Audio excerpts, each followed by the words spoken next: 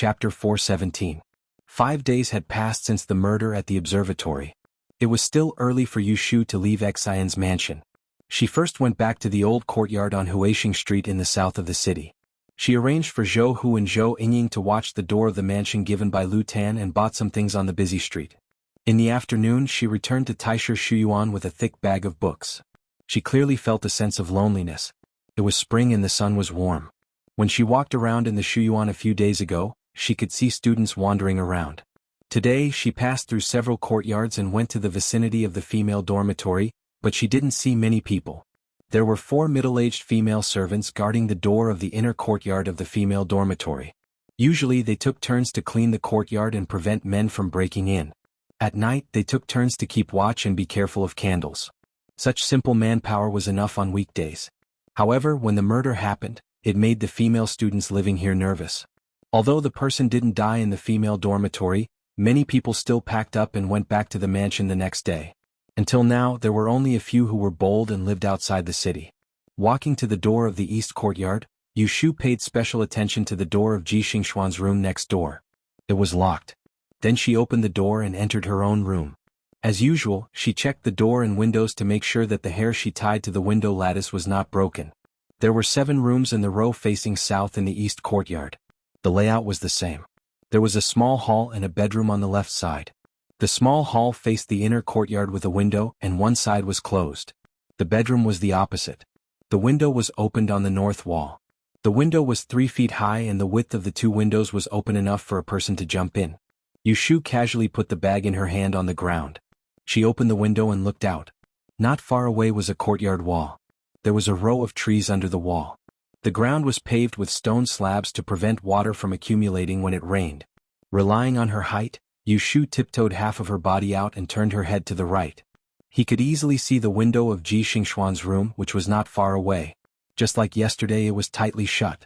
She shrank back again and paced the bedroom. Taking out 3 copper coins from his waist, he walked to the table and tossed them a few times. Seeing that it was a good sign, he decisively put away the copper coins, grabbed the thick bag he had brought, and moved a stool to the window. He nimbly flipped over the window. After walking along the wall for a dozen steps, Yu Shu came to the back window of Ji Xingxuan's bedroom. She reached into her bosom and took out a thin 2-end copper hairpin that she bought at a street stall that afternoon. She stood on her tiptoes and felt her way through the crack of the window to the position of the latch. She inserted the hairpin into the latch and carefully pried it open. The moment he pushed open the window, Yu Shu's heartbeat was only a little faster than usual. They knew that Ji Xingxuan was involved in a murder case, but they couldn't arrest her because they didn't have concrete evidence. Since it was related to Jing Chen, he couldn't act rashly. But if he didn't do anything, Yu Shu would be flustered. After all, there was a life waiting for her. If she didn't do something, she would feel guilty. Back then, she had chosen to stay in the dead man's room not because she wanted to prove that she was brave, but because she wanted to deal with Ji Xingxuan, who was harboring evil intentions. She entered Ji Xingxuan's bedroom easier than expected. She left her shoes outside the window and stepped on the clean floor in her socks. The soles of her feet were a little cold. She looked around Ji Xingxuan's room. There was a bed and a cabinet in the same style as the ones in the library. On the desk by the window there were neatly stacks of books. The inkstone was dry.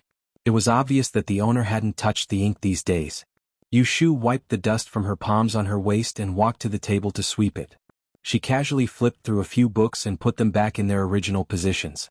She looked up and saw a large folding fan hanging high on the wall in front of her. Under the fan was a piece of white jade.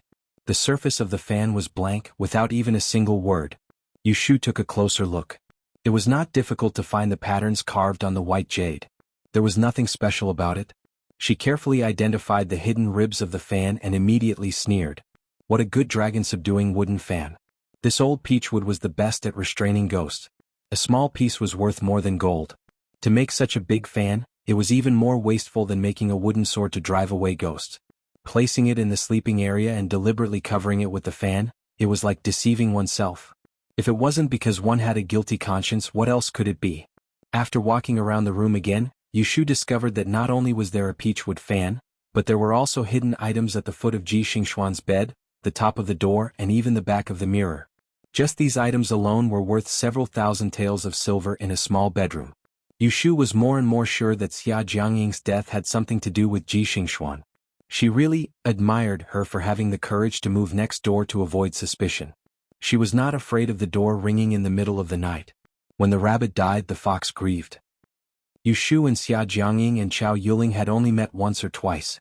They were far from being friends. However, she and Ji Xingxuan had an irreconcilable hatred. With such a vicious person constantly thinking about her, Yu Shu was worried that a long delay would bring trouble. She still clearly remembered the day when she found Chao Yuling's body. She went back to the girl's room to sleep. In the daytime, she dreamed that Xia Jiangying, covered in blood, and Chao Yuling, whose face was black and blue, sat on the edge of her bed.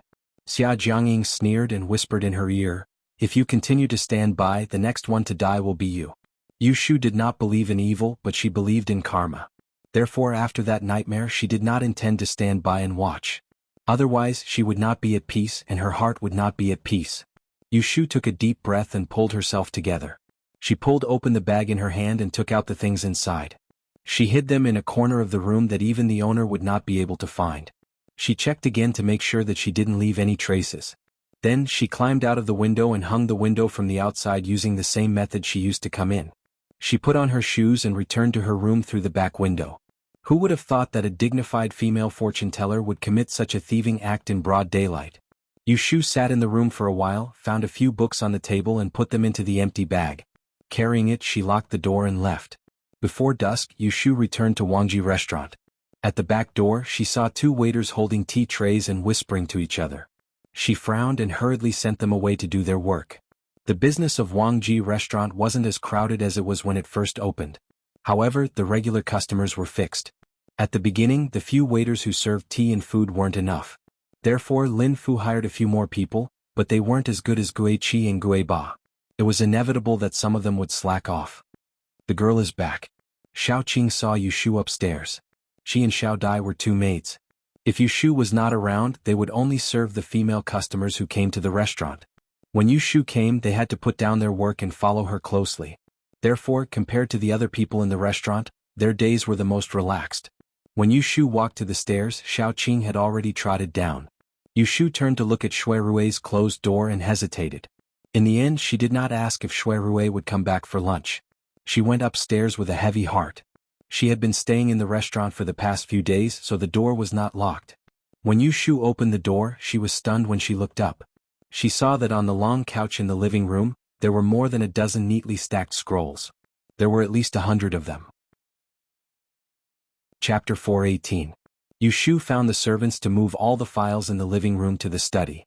There was not enough space on the table, so she asked them to find another table and place it by the wall. The sky was still bright. Yu Shu casually flipped through a few files and found that there were not only records of murder cases, but also some cases that involved heavy punishments. However, they were all related to calamities, which was exactly what she wanted. When she thought of the day when she could complete a single calamity rule and evolve it into a more profound set of divination, she could truly judge calamities. Yu Shu couldn't help but feel excited. She had to do it. Without any delay, Yu Shu asked the maids to prepare a brush and ink.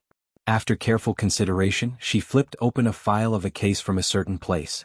She first copied down the different calamities recorded on it and organized them so that she could make predictions later. She did this until the sky was completely dark outside. She only managed to read the second file. "Miss, have dinner first. It won't be too late to work after that." Xiao Qing came in with tea and reminded her warmly.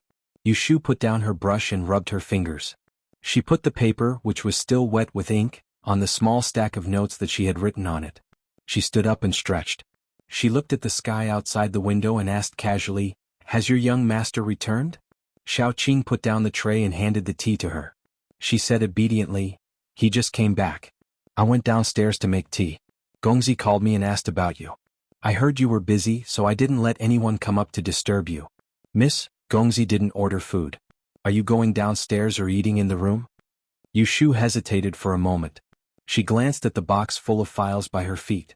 She didn't want to leave Shui Rui hanging, so she said, "Go downstairs and tell him. I'll go wash my hands." Yes.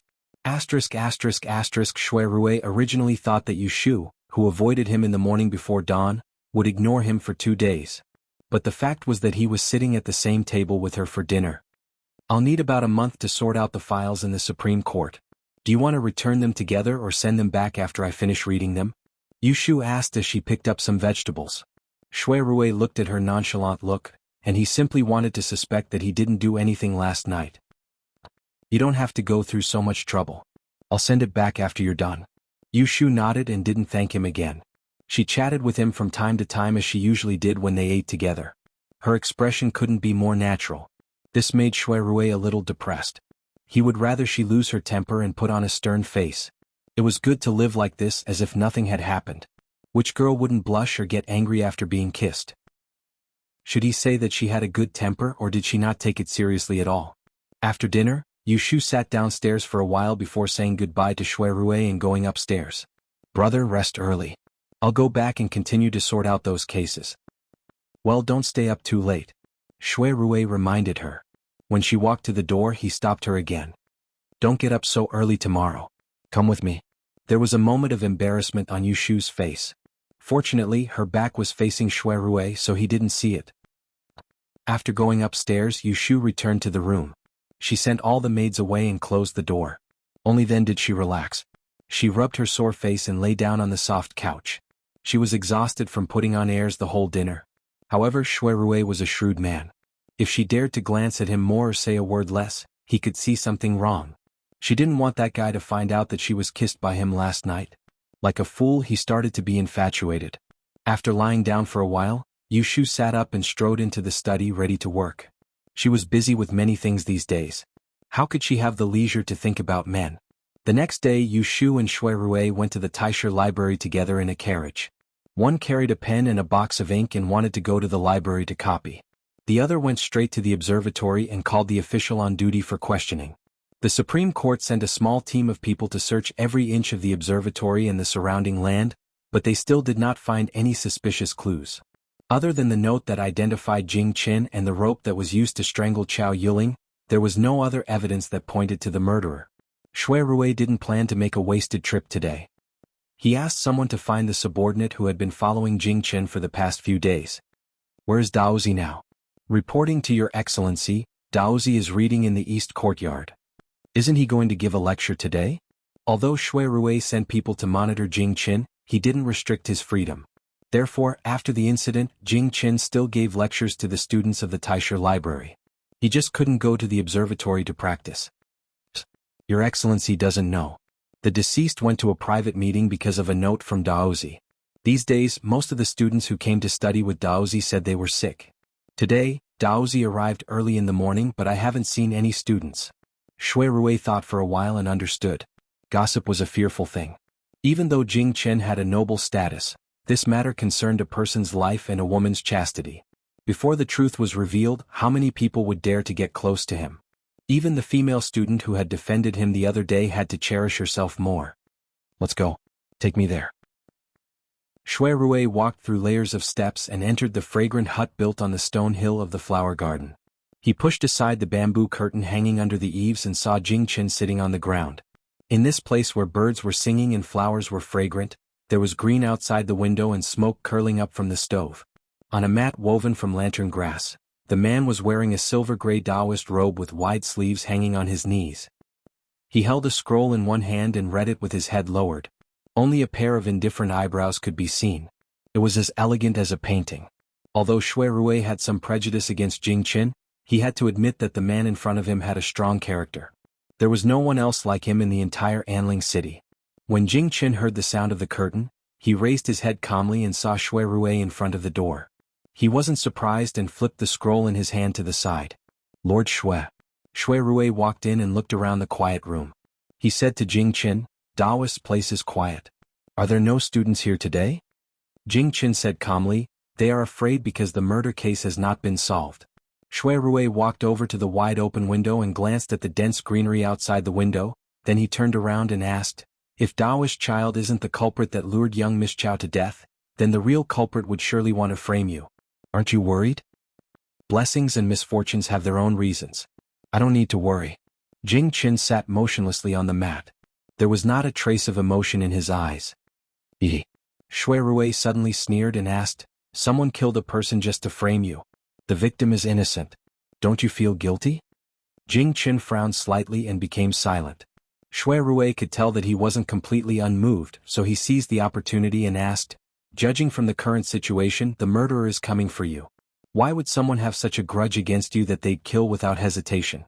Do you have an idea?" "I can't think of it. Or I don't want to say it." Shui Rui did not intend to let him stay out of it.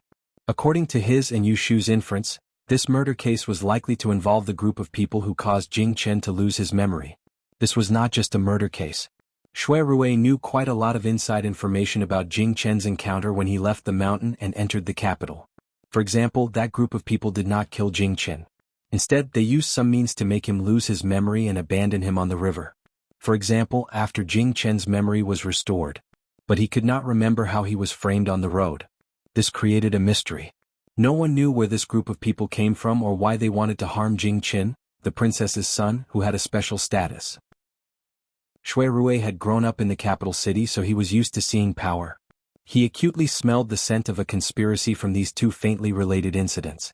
He had a feeling that if he was unable to find the culprit, then the young lady of the Chow family would definitely not be the last innocent person to lose her life because of this. Under Shui Rui's aggressive gaze, Jing Chen's expression was a little thought-provoking. He frowned at first and then lowered his head. After thinking for a while, he raised his head and looked at Shui Rui with a hesitant expression. He was also a little confused. "I can't think of anything." Shui Rui was disappointed. He could see that Jing Chen was not lying. He had heard from Yu Shu that Jing Chen did not lie. But he still did not give up. He wanted to find out something from Jing Chen, so he walked over and stopped in front of him. He continued to ask, "Then have you ever thought about who could imitate your handwriting so well?" Imitating handwriting was not a very difficult thing. Among the calligraphy masters that Shui Rui knew, there were two people who could imitate the handwriting so well that it was difficult to distinguish the real from the fake. But this needed to be done with reference to the person's handwriting and a lot of effort. In other words, the person who could do this must have seen Jing Chen's handwriting, and he must have seen a lot of it. Shui Rui's question made Jing Chen fall into another round of deep thought. It was not until the song of the oriole outside the window that he opened his mouth and said, "There should be only 3 people in the capital who know my handwriting well. Who are they? Chong Yun, my junior sister Shui Yun, and..." Jing Chen's voice stopped. There was another person who seemed to be difficult to say. He opened and closed his mouth several times before he said this person, "Yu Shu." Shui Rui slightly narrowed his eyes. He did not hear it wrong. Jing Chen directly called Yu Shu's name, as if he wanted to draw a line. Thinking of the silly girl who had suffered so much for the man in front of him, he could not help but sneer and said, "Let's not talk about the fact that she was an illiterate idiot last year. Even if she could write your handwriting, she would not hurt you even if someone put a knife to her neck." Jing Chen's face suddenly froze. He unconsciously clenched his fists on his knees. When he opened his mouth again, his voice was not as calm as before. "I only said that there is someone who knows my handwriting well. I did not suspect her. Don't misinterpret my words." Shui Rui did not miss his small movements, but he was too lazy to admit that he did it on purpose. He had asked what he wanted to ask. He did not want to talk with Jing Chen for a long time. He reached out to brush away a fallen flower on the windowsill and walked out of the hut. His voice was left behind to Jing Chen. "If you really feel guilty, pay more attention to the people around you." Chapter 419. Yu Shu stayed in the library for 2 hours. She found the 2 handwritten books she had read before and wrote down some useful passages. Then she packed her things and left.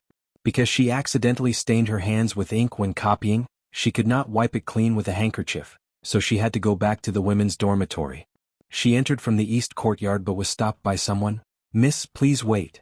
Yu Shu turned her head and saw the servant woman who usually guarded the courtyard running out of the central room under the south corridor. She stopped and waited for her. "What's the matter?" The servant woman first smiled at her and bowed politely. She stood up straight and said, "Miss, you just entered the school this year, right? Please come with me. The clothes and skirts for this year have been made. You can take them back today." Yu Shu was stunned. Ever since she met Xia Jiangmin, she came to the library every day to wait for the regular clothes to be distributed. Now that it was right in front of her, she was still a little unprepared. "Let's go." She nodded and followed the servant woman to the central room where the guards usually drank tea and talked. The room was not big. On a long couch there were more than 10 thick bags neatly arranged. She knew that they were filled with clothes, but she could not see the color. On the day she entered the school, everyone's measurements were different. There was a rope tied to the bags and a wooden plate. The servant woman did not recognize Yu Shu, so she asked her to show her waist plate for entering and exiting the Taisha library. She looked inside and took one out. She handed it to Yu Shu and said, "This is yours." Yu Shu thanked her and left with the heavy bag. She returned to the room and closed the door. She put the bag on the table and nervously opened it. The moment the knot was opened, her whole heart sank. Underneath a flat, square jewelry box was a neatly folded red and pink blouse. It was the color that Xia Jiangmin had foreseen in her dream. The delicate and pleasing hibiscus pink was now in Yu Shu's eyes. It had become a symbol of danger. She sat on the chair with a straight face and nervously opened the jewelry box. When she saw a double-strand peach hairpin lying inside, she heaved a sigh of relief. Fortunately, not Haitang. In Xia Jiangmin's dream, the woman who was pushed down the stairs wore a begonia flower on her head. At that time, Yu Shu mistakenly thought that the begonia flower was a headdress that came with the regular clothes, so she read her fortune on the same day. Fortunately, Lu Yao told her that she was not the unlucky one. Therefore, she wasn't worried that she would be killed, but she was worried about the new female students who were admitted to the school this year. If every one of them had a begonia on their head, it would be troublesome. Putting away the clothes and the jewelry box, Yu Shu was not in the mood to try the size at all. Just looking at the color was enough to annoy her. After tidying up, Yu Shu went to the observatory. This time, when she entered the courtyard again, she was not stopped by the guards at the door. It must be Shui Rui's order. When Yu Shu found Shui Rui, he was squatting next to the long stone tablet, followed by two officials who were checking something. Big brother. Yu Shu was originally outside. She would call Shui Rui Lord Shui seriously. After being corrected by him once, she called him as she did in private. He was not afraid of the bad influence, so why was she embarrassed? "Here you are." Shui Rui beckoned her over and pointed to the stone tablet used to observe the stars. "Look." Yu Shu thought she found something. She walked over and squatted down beside him, looking at his finger. She saw a small snail crawling in the slender ditch, and there was nothing else. "This is a snail, what's wrong?" Yu Shu felt that she was stupid. She really didn't see anything unusual about these two snails. Shui Rui turned his head. He grinned at her and said, "Don't you think it is a little similar to you?" Yu Shu was puzzled. "How is it similar?" "It's a hard shell."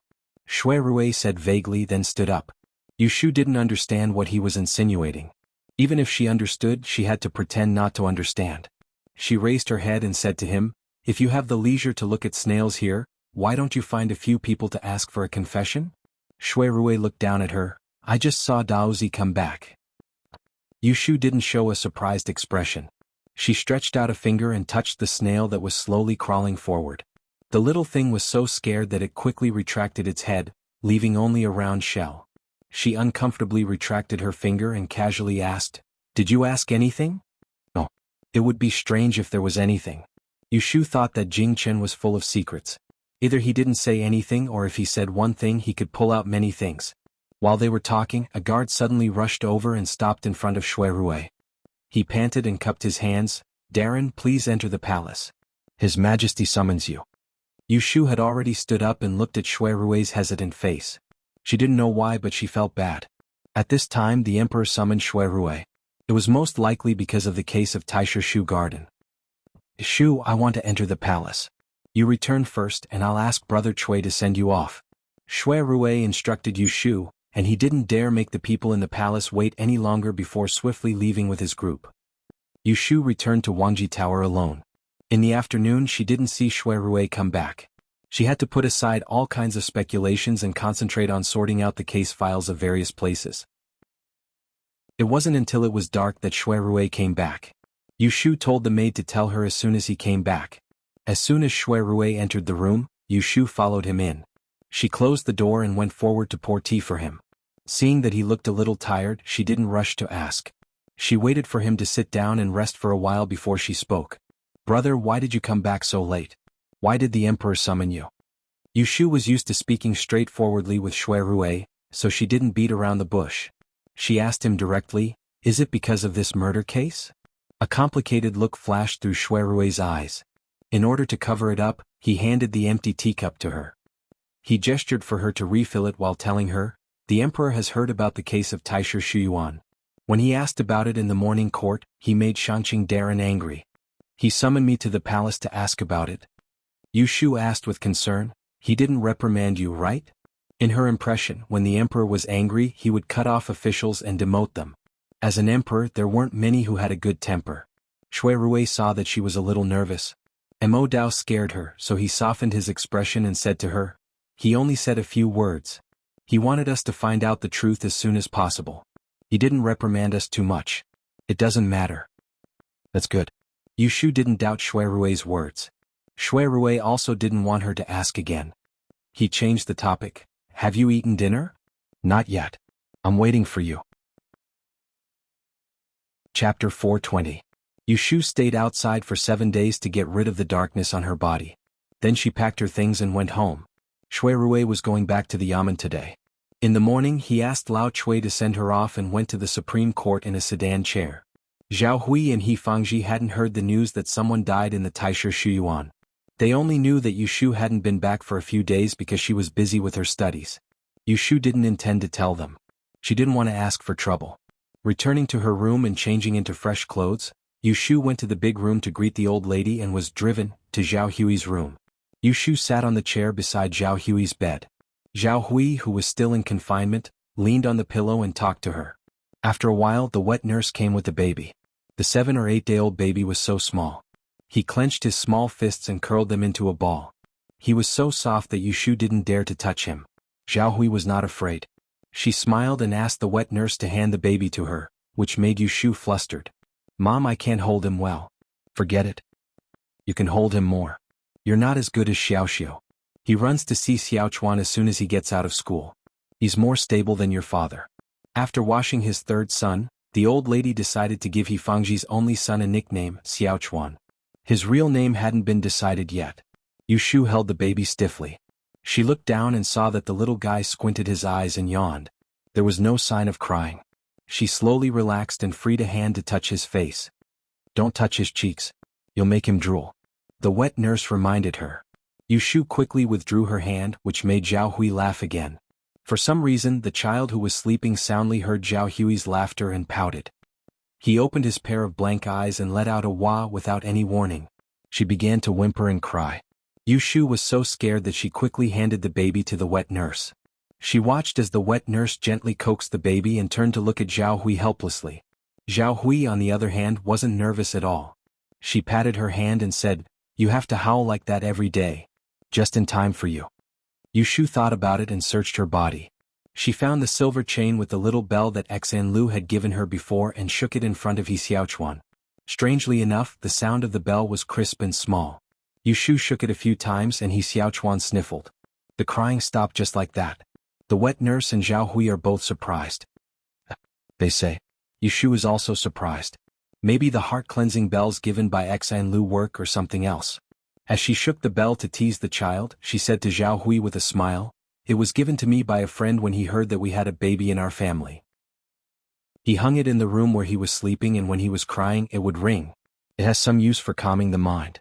As she said this, she handed the bell over. Zhao Hui took a look and knew that it was a good thing. She took Mother Shen to put it.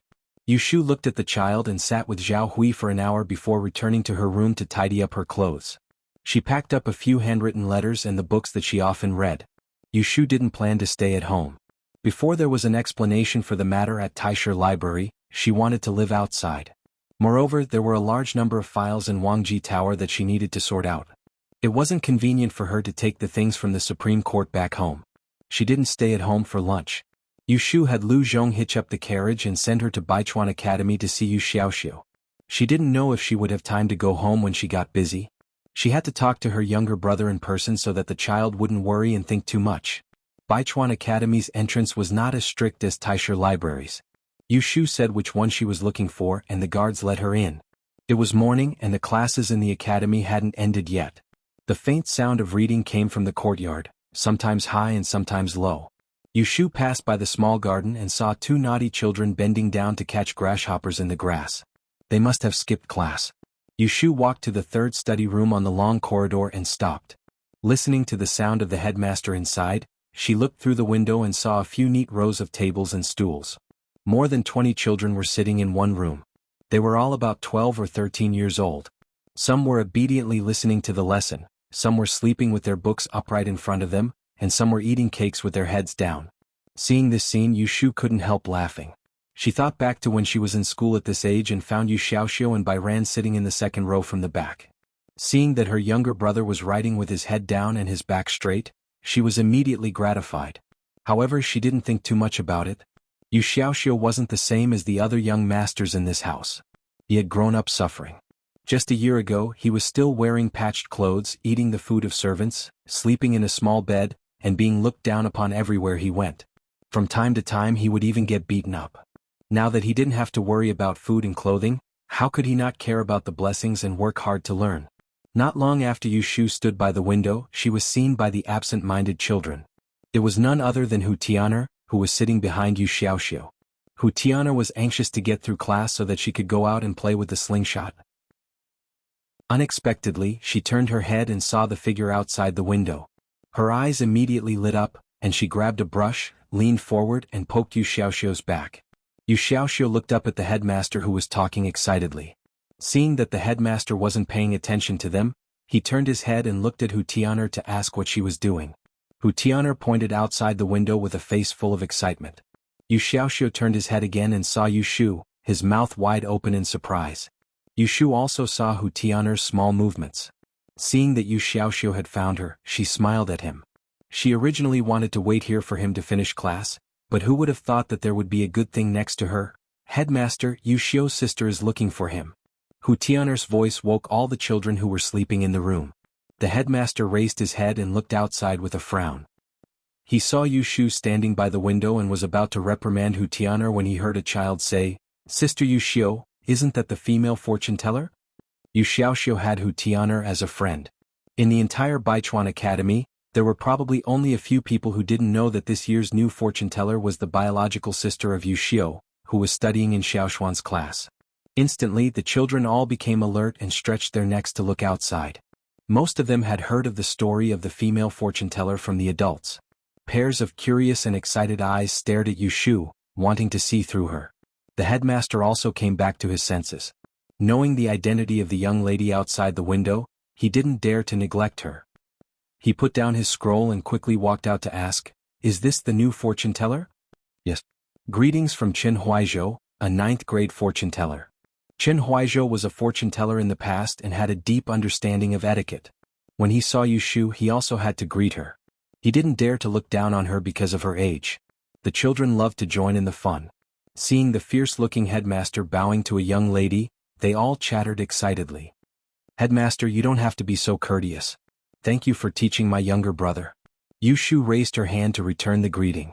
Naturally, the headmaster was very friendly towards Yu Xiaoxiu's teacher. As a parent, no matter how capable they were outside, they were all like bears in front of the teacher. Not at all. Yu Xiu is a sensible and smart student. He doesn't cause trouble. The headmaster started to praise Yu Xiaoxiu. He wasn't lying. While Yu Shu met the headmaster outside, Yu Xiaoxiu was surrounded by some children in the study room. Many eyes were filled with envy. After all, not everyone could have a fortune-teller sister. Yu Xiaoxiu had been surrounded by many people recently. He was used to it. He glared at Hu Tian'er, who was eager to see the world in chaos, and whispered, "You're meddlesome." Hu Tian'er laughed and nudged him with his shoulder. He leaned over and whispered, "If you don't like it, don't admit it. In the future, I'll just say that my sister is here." Yu Xiaoxiu glanced at him again and said unhappily, "In your dreams." On the other side, Qin Huaizhou finally finished talking with Yu Shu. He turned his head to look at the mess in the room. He coughed and gave a warning look to a few naughty children. He then waved at Yu Xiaoxiu, asking him to come out. Yu Xiaoxiu went out obediently. Bai Ran, who was his study partner, didn't follow. Yu Shu and Qin Huaizhou greeted each other and led Yu Xiaoxiu away. As soon as the siblings were far away, the headmaster entered the study room with a straight face. He pointed at the students in the room and told them to sit back down. He lectured, "You naughty monkeys, don't think about making trouble all day long. Did you see that? That female fortune-teller is only a few years older than you, but even I, the headmaster, have to bow when I see her. This is because she is good at learning. If you want everyone to admire you, you are mediocre just by relying on your family name. You need to learn diligently so that you don't disappoint your parents." Achoo! Yu Shu, who was walking on the road, suddenly sneezed. Yu Xiaoxiu asked with concern, "Sister, did you catch a cold?" Yu Shu rubbed her nose and shook her head. No, someone might be talking bad about me behind my back. At noon, Yu Shu brought Yu Xiaoxiu to Wang Jilu and had the kitchen prepare a lot of delicious food. She accompanied him for lunch and gave him a small bag of silver for him to spend. She told him that she wouldn't be going home for a while and told him not to run around, to study and practice calligraphy, and to listen to He Fangji. Before the afternoon, Yu Shu had Lu Zhong send Yu Xiaoxiu back to the academy. At noon, Shui Rui didn't come back. Yu Shu didn't plan to wander around the Taisha library. She stayed in the study and continued to copy the files. She had done a divination last night and felt that the day of the accident hadn't come yet. In the blink of an eye, it was evening. Shui Rui didn't come back, but a distinguished guest came to Wang Jilu. Miss, Jing Wangya has come and asked you to come over to speak. Lin Fu stood at the door to report to Yu Shu. As soon as Yu Shu heard that Lu Tan had come, she quickly put down her pen and paper. After tidying up her clothes, she followed Lin Fu to an elegant room on the opposite side of the second floor. She passed by the guard outside and knocked on the door to enter. The candles in the room were brightly lit. Lu Tan was sitting beside a pear-blossom half-moon table. There was a wine pot beside his hand. He was dressed in a green silk upper garment. He was dressed in ordinary attire. He was still the same person. However, Yu Shu had not seen him for only half a month. She could tell that he was somewhat different. Greetings to Wang Yi. Yu Shu changed the way she addressed him, guessing why he had come today. Chapter 421. Yu Shu found a chair and sat down. Lu Tan waved to the servant behind him to serve her tea. How many days has it been since the murder happened in Taisha Shuyuan? Lu Tan didn't beat around the bush and asked directly. Yu Shu also guessed his intention, so she answered after thinking, it happened on the 6th day. It's been 6 or 7 days. I heard that you were the first one to find Miss Chow? Yes, I accompanied Miss Six of the Xan family to the observatory to measure the stars at night, and then I saw her hanging in the hut. Strictly speaking, the first person to find Chow Yuling's body was Xn Lu. Then what about the note that was found in Miss Chow's room? Lu Tan frowned slightly. Why is there a false rumor that she was killed because she came out at night to meet Marshal Uncle Jing Chen, and Cousin Rui sent someone to monitor him? Is it true? Yu Shu hesitated and said, a note was found in Miss Chow's room. The handwriting on it was the same as Daozi's. Brother Shui sent someone to follow Daozi to avoid arousing suspicion. It can't be regarded as monitoring. If it was really monitoring, it should be closely watched. But 2 days ago, she saw Jing Chen and Ji Xingxuan walking together in the rain, and she didn't see any officers around them. Lu Tan's face was a little clear. Seeing that Yu Shu didn't understand, he sighed and said, yesterday morning someone reported the case and distorted the facts, claiming that Miss Chow was killed tragically. They also said that Marshal Uncle was monitored because of the murder, but the Supreme Court covered up and neglected the investigation. In a rage, my father reprimanded Guo Huaiyan, the minister of the Supreme Court. Then he summoned Cousin Rui, who was responsible for the case, to the palace and met him in the imperial study to question him personally.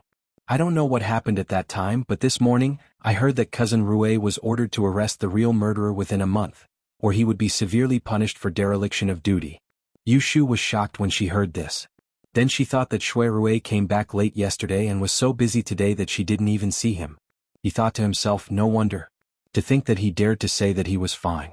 This involved the emperor's order, and he had to be punished according to his crime. Dereliction of duty would cause him to lose his position. You call this fine? Yu Shu was a little annoyed. Shui Rui had concealed such a big matter from her, but it was not appropriate for her to reveal it in front of Lu Tan. She pulled a long face, weighed the situation, and asked doubtfully, who purposely twisted this matter in front of His Majesty? It wasn't hard for Yu Shu to guess the reason why the emperor was angry. It was because he cherished his nephew Jing Chen. He did not want the reputation of his Taoist conferred title to be tarnished. He just didn't know who was fanning the flames. Hearing Yu Shu's message, Lu Tan's expression changed. He said, it's the imperial censor Yin Qing Fan. This was a strange name. Yu Shu had never heard of it before she entered the court. However, she was familiar with the surname Yin in Anling City. He was one of the 2 prime ministers in the court. One was Minister Shui, the head of the 6 ministries, and the other was Prime Minister Yin. The Yin family was the same as the Shui family. They were all the top nobles in the capital. The Shui family had a daughter who was an imperial concubine in the palace. She was Lu Tan's mother. The Yin family also had a daughter who was an imperial concubine in the palace. She was Prince Ning Lu Hao's mother, concubine Yin.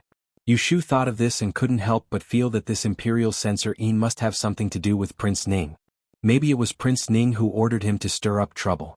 No matter whether Jing Chen or Shui Rui didn't please anyone, he would be happy to see it. Just when she was full of suspicion, someone outside the door reported, "Your Highness, Lord Shui is back. Please come in."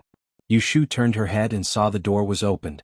Shui Rui was still wearing the official robe that he left in this morning. She could see a trace of fatigue on his eyebrows. He looked at her. He turned to Lu Tan and bowed, "To your Highness." Lu Tan had been promoted to a prince. His status was far higher than when he was a prince. Shui Rui was cautious. Even if he had a good relationship with Lu Tan, he wouldn't be careless about these details. "Cousin, you don't have to be so polite. Sit down." Lu Tan's tone was much gentler than when he was talking to Yushu. He said that he would give up his seat, but he didn't move. Shui Rui sat down beside Yushu. When Yushu saw the pale corners of his mouth, she quickly poured a cup of tea and passed it to him to quench his thirst. After that, she didn't wait for him to speak before she sensibly stood up and said to Lu Tan, "Your Highness, since Big Brother is back, I will leave first." Lu Tan nodded and didn't ask her to stay. What he and Shui Rui wanted to say was not suitable for others to listen. Yushu turned her head and glanced at Shui Rui again. Then she left the door. When Yushu returned to her room, she wasn't in the mood to copy the data. She put away her pen and paper and called for a maid to pour water for her to wash up.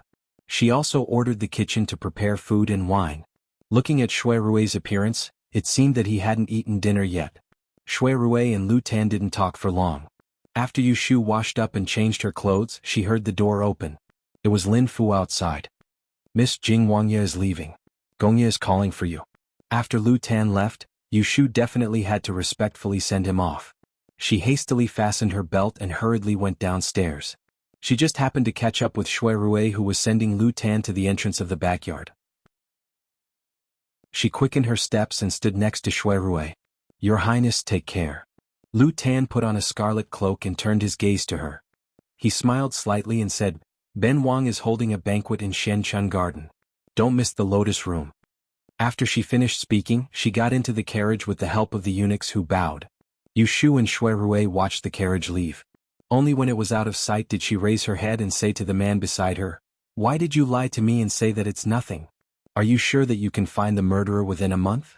"Regardless of whether I'm sure or not, I'll only know after I try." Shui Rui was exposed by her, but he didn't seem embarrassed at all. He said something ambiguous and walked towards the courtyard. Yushu gave a light humph and didn't pursue the matter of him hiding it from her. She slowly followed his footsteps. When Shui Rui was eating, Yushu sat beside him. She rested her chin on one hand and swirled an empty wine cup as she suggested, "If there's no other way, why not find a reason to arrest Ji Xingxuan and force her to talk?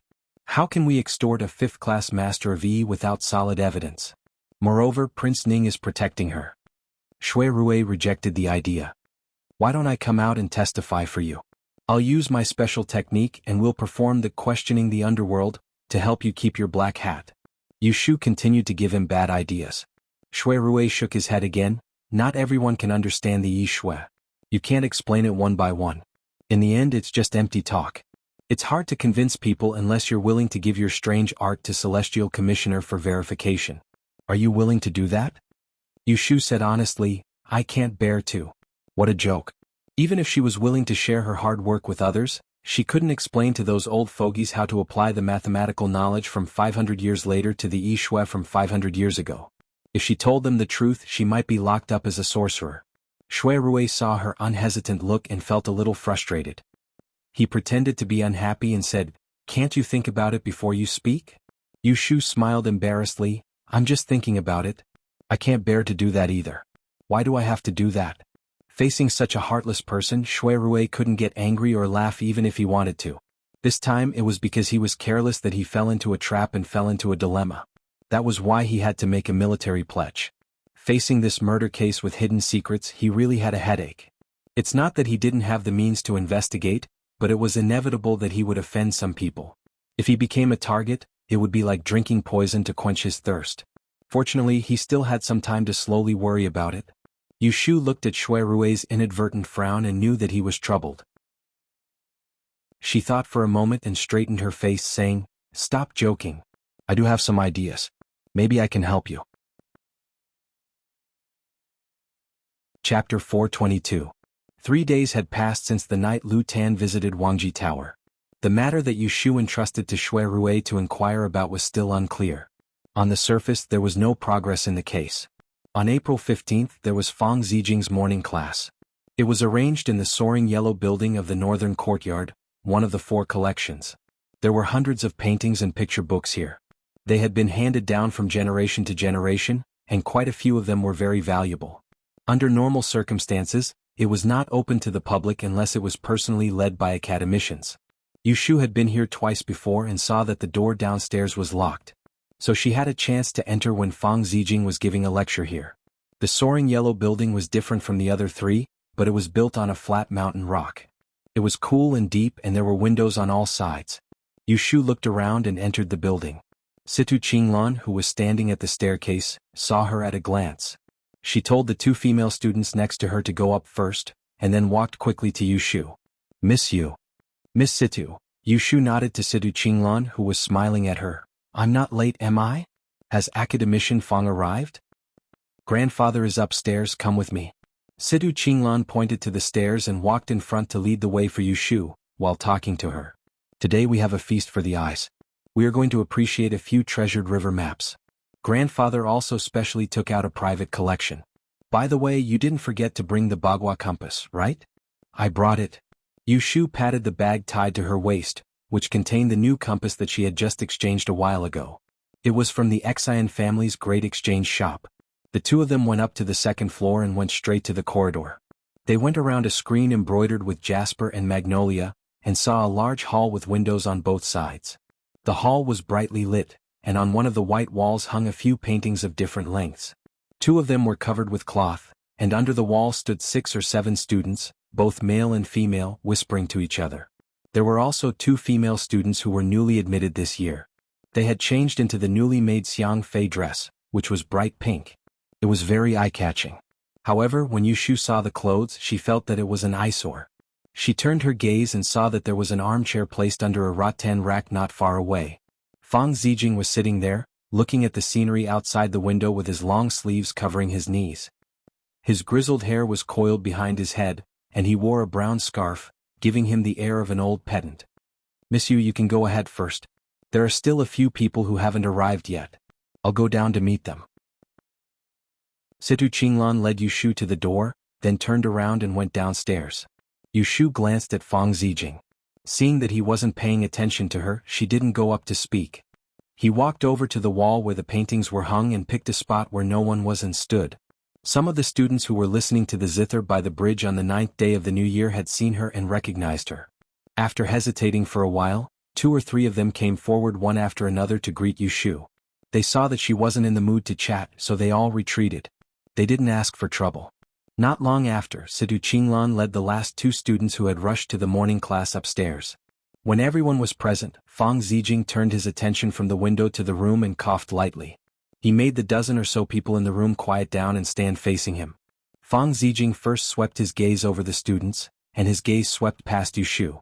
He only paused for a moment, then withdrew his gaze and slowly said, "The 4 arts of zither, chess, calligraphy, and painting. The 4 arts of Manjushri are all related to the study of Yi, and their techniques are in harmony. They are the earliest strange arts, which is also the origin of the strange arts. In the last lecture, I explained the similarities between zither music and the study of Yi. When you go back, you should also do your homework. After today's lecture, I will leave someone alone to test you. Today, I asked you to come to the soaring yellow tower to enter the realm of painting and take you to see the river diagram." Speaking of this, he stopped and raised his hand to stroke his goatee. He asked, "Who can tell me about the origin of the 8 diagrams and the river diagram?" Every 3 years, a batch of new people came to the Taisha Shuyuan. The 18 academicians also talked about the old topics every 3 years. It could be said that they accommodated the new students, but there were some old students who followed Fang Zijing for the first year, so it didn't matter to them to study again. As soon as Fang Zijing's voice fell after a short pause, someone came forward to answer, "I know. It is recorded in the CI of E that the 8 diagrams of Fuxi were derived from the river diagram on the back of the dragon horse. The river comes out of the diagram and the luo comes out of the book. It is a natural divine object and it is the rule of the sages." The person who answered was a young man of the same age as Yu Shu. He had a bright voice and a good appearance. Yushu looked around and saw a few people who opened their mouths but didn't get to speak. They didn't make excuses for Fang Zijing's question and seemed to be very willing to answer. Thinking about it, it was natural. After all, this was the Taisha Shuyuan. No one who could stand here was an idiot. No one from an aristocratic family would lose face outside. That's right. The river diagram uses 10 numbers to form 5 directions. The 5 elements, yin and yang, and even the image of heaven and earth. It is very grand. Look at the 2 sketches on the wall. You should know that the white circle is yang, symbolizing the sky above your head, and the black dot is yin, symbolizing the earth below your feet. Take out your divinatory compass and compare it to find the 5 elements first. As Fang Zijing spoke, Yushu took out the 8 diagrams compass like the other students and observed the black and white dragon horse on the wall. Although she could recite the position of the river diagram by heart, it was the first time for her to listen to such a detailed explanation. With Fang Zijing's attainments when talking about the river diagram, he quoted from many sources from ancient times to modern times. Even if he didn't enlighten her, Yushu, who was a self-learner halfway through her life, benefited a lot. Situ Qinglan stood beside her grandfather, Fang Zijing, and from time to time refilled his cup of tea to moisten his throat. Looking at the expressions of the young and old masters of Yi who listened carefully, she couldn't help but feel proud. Since she was 8 years old, she had been taught by Fang Zijing personally. She respected her grandfather more than anyone else. The morning class lasted for an hour and no one felt bored. When the sunlight shone on Fang Zijing's feet, he stopped to speak. Only then did the students realize that the morning class was over. Qinglan, go and open the Taisha Shuyuan dragon horse scroll hidden in Tinghuang and the auspicious cloud map that I have hidden for them to see. After the time it takes to burn a stick of incense, put them away. How much they can comprehend will depend on their luck. After Fang Zijing gave the order to Situ Qinglan, he stood up, rolled up his sleeves and left in the direction of the hall. Everyone bowed to send him off. When they turned back they saw Situ Qinglan walking over. She ignited the incense burner on the round table, rubbed a stick of incense, and then lifted her hand to lift up a painting on the wall. The first thing that entered Yushu's eyes was a ball of golden light. When she fixed her eyes on it, it was an ancient image of a dragon horse drawn with gold lacquer and silver ink. It had a dragon head, dragon claws, golden scales on its neck, and water under its feet. When she saw the densely packed lines on the back of the dragon horse, her mind was suddenly shocked. She only felt that she couldn't hear any distracting thoughts, and she couldn't have any distracting thoughts in her mind. She focused all her attention on the painting. After an unknown period of time, she heard a ding sound in her ears, and then she woke up from that wonderful concentration. Her mind felt as if it was being caressed by the warm spring sun, and her whole body was warm from head to toe. She was at a loss for a moment, and when she came back to her senses, the ancient image of the dragon horse had already been covered. Her heart skipped a beat, and she suddenly turned her head to look at the other painting, but she was one step too late. Situ Qinglan had already walked to the side of the painting, and reached out to pull the knots on the wall, and the painting was covered again. She only had time to see a red light. At the same time, there was a series of sighs in the hall. It seemed that many people were like Yushu, unable to attend to one thing and lose sight of the other. Shiji, a new student, was not willing to miss a good opportunity and put his palms together and said to Situ Qinglan, "Let us look at it a few more times." Situ Qinglan smiled sweetly. From the beginning to the end, she didn't look at the painting on the wall. She shook her head and said to the young man who made the request, "Junior brother, you may not know this, these 2 river maps, the first look is the most beneficial, but if you look at it again it's not good for people. If your mind is not firm, you will get hysterical for a few days and then become stupid. I can't bear the responsibility." After saying that, she walked to the side of the incense burner, and put down a small copper hammer in her hand. It was the ding sound that she had used to hit the incense burner just now, and Yushu had heard. The group of people was disappointed, but they knew that they couldn't force it, so they watched Situ Qinglan carefully take the 2 strange paintings, roll them up and put them under her armpit. The day after tomorrow, the academician will give a lecture at the Black Ink School in the afternoon. Remember to come early. Situ Qinglan smiled at Yushu and walked out of the door. Yushu understood and followed, and the 2 of them left the hall and came to the corridor. Without waiting for Yushu to ask, Situ Qinglan, a clever woman, told her, "What miss you saw just now is the Tai Dragon Horse Scroll, which was given to the Taisha Library by Qingyang Ez 60 years ago. It is said that the painting was drawn by an enlightened immortal, who refined the 64 red gold tripod legs offered by the Sanqing Temple, and hooked them into a dragon horse on the Yellow River on the double ninth day. When ordinary people see this painting, they can wash their minds and not sleep for 3 days. They can also be 100 times more energetic. Those who are lucky can even open up their 9 apertures and open their minds. Hearing this, although Yushu was surprised, she had to believe it. After all, she had experienced it herself, and now her mind was much clearer than usual. But to say that she was 100 times more energetic and open her mind, she felt that it was an exaggeration. Thank you for telling me. Unfortunately, she didn't get to see what the other strange painting looked like. You're welcome. Then I'll go upstairs first. I have to return this Tai painting first. Situ Qinglan stopped at the stairs and said goodbye to Yushu. Yushu looked up the stairs and wondered, is it safe to put such a precious thing here? Aren't you afraid that it will attract thieves? Situ Qinglan smiled and told her vaguely, thieves can't get in upstairs. Yushu didn't understand. She thought that there were other mysteries in this attic, so it was not good to ask further. So she separated from her and went downstairs.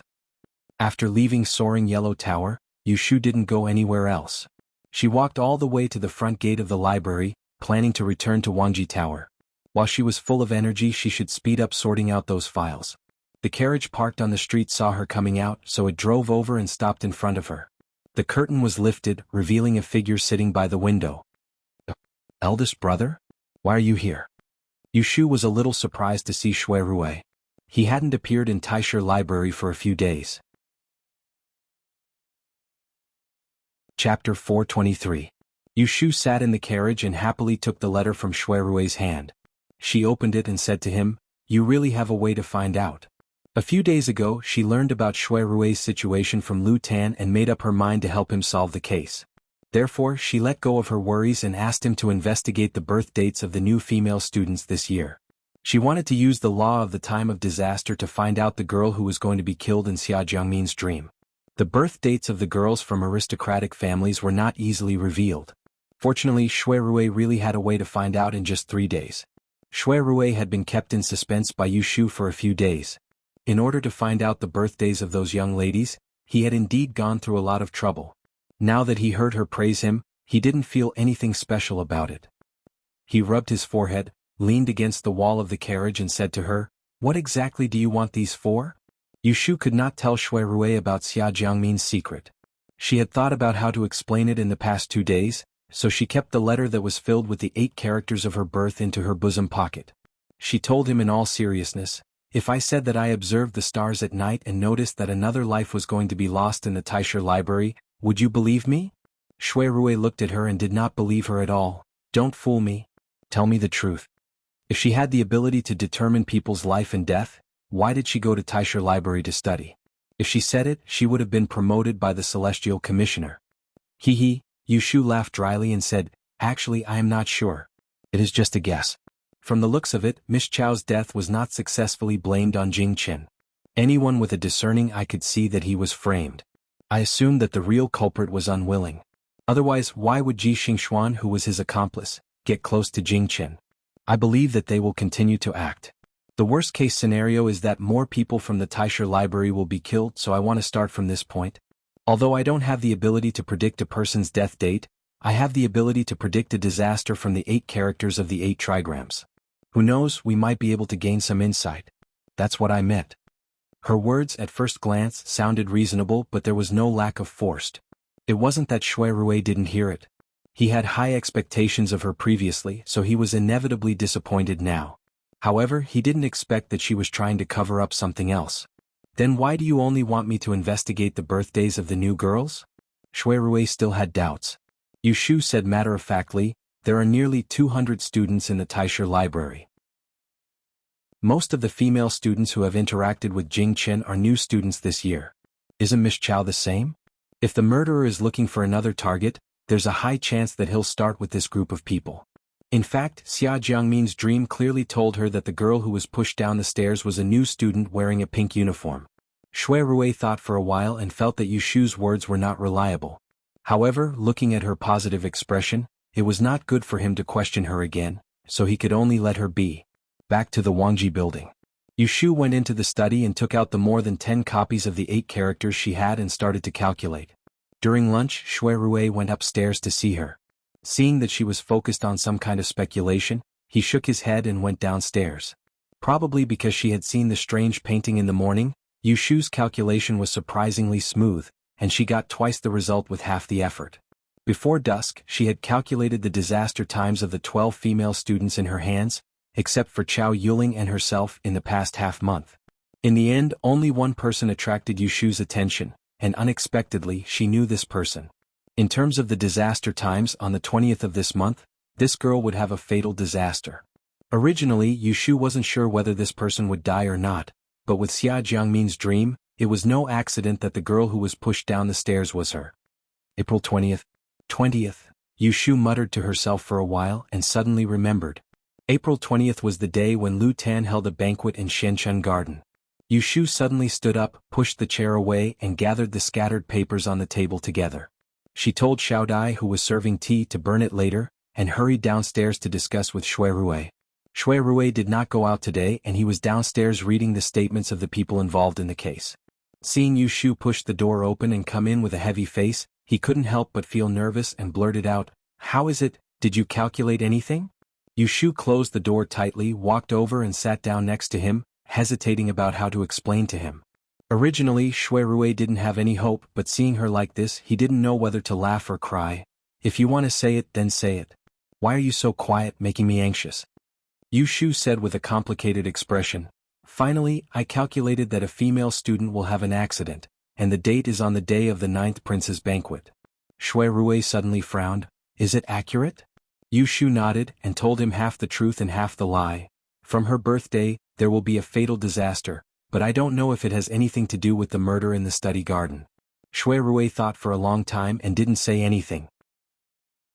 Yu Shu tilted her head and looked at his solemn expression. After a while, she tentatively suggested, "In my opinion, when that day comes, we might as well keep an eye on her and wait for the rabbit to come to us. Perhaps we'll be able to uncover the murderer." By doing this, she was clearly using Qin Yuero as bait in an attempt to fish out the shark behind the murder case. This action was inhumane and righteous, so she thought it over and over again before saying it. She was afraid Shui Rui would object. If Yu Shu could think of this, Shui Rui naturally also thought of this point. Just as he was hesitating, she brought it up first. He turned his head to look at her, and if he looked carefully, it wasn't hard to see the apprehension in her eyes. His mind changed and his expression softened. He said to her, "For now we can only do this. For such a big matter, he as a man should be the one to worry about it." There was no need for her to carefully put herself in a dilemma. Seeing that he didn't object, Yu Shu relaxed and said, "Then let's plan it out. When that day comes, we'll keep an eye on her. Regardless of whether she has anything to do with Miss Chao's death or not, we can't let another person die." Shui Rui nodded in agreement. He then asked, "You still haven't said which family's young miss is going to have an accident?" Yu Shu smiled bitterly. "I also recognize this person. At the end of last month, I held a banquet at Forgotten Machine Restaurant. You've seen that Miss Qin who came with Xen Lu, right? It's her." That's right, the unlucky person she calculated was going to have a fatal disaster. It was Qin Yuero. Shui Rui thought back and had a bit of an impression of Qin Yuero. He also thought of the Qin clan, so he told Yu Shu about the Qin clan's background. After the two of them discussed it, they came to a decision. Finally, they weren't like headless flies in a panic. Chapter 424. On April 17th, it rained again yesterday. The Taisher Library was temporarily shrouded in a cool and humid air, which calmed many restless emotions. Yu Shu had just listened to academician Sima Kuei's astrology lecture yesterday. It happened to be the 7th day, so she came to the ink shop again this afternoon to listen to Fang Zijing's strange art lecture. Zither, chess, calligraphy, and painting were the earliest origins of the strange art. It would only be interesting if it was taught by an old teacher. Yu Shu had a deep impression of Fang Zijing's Dragon Horse River diagram in his first class. She was looking forward to seeing some treasures of calligraphy today. However, Fang Zijing did not prepare a long lecture today. He gave each of them a piece of willow paper and asked them to come forward one by one. He asked them to dip the paper in the ink from a fishtail inkstone in front of him to write. It was obvious that he was going to tell their characters. The first one to go up was a 20-year-old male fortune teller. Before he picked up the brush, Fang Zijing only asked, "What do you want to know?" As one of the strange arts, word reading was considered very common. However, the traders who set up stalls on the streets were mostly putting up a front and selling dog meat. They couldn't be real.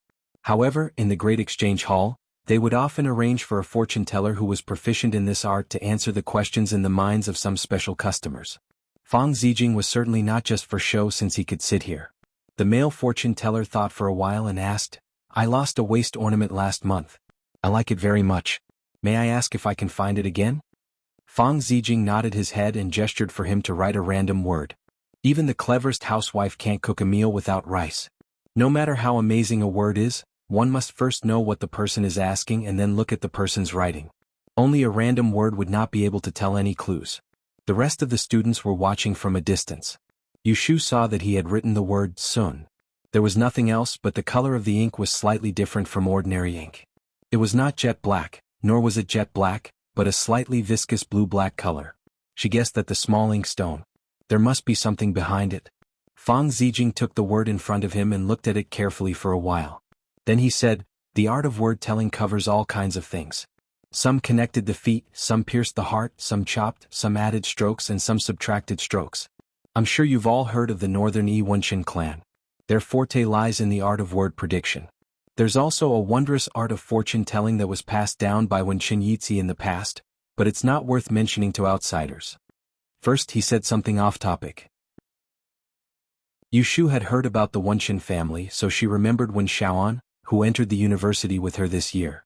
She wondered how he was doing now and which academicians he had studied under. This old man has been immersed in strange arts for dozens of years. He had seen more than 100 strange arts and he had mastered 18 of them. Among them was word-telling. Even though it can't be compared to Wuxia, it can still be taken out. Whenever you look at the words, apart from life and death, there is an explanation.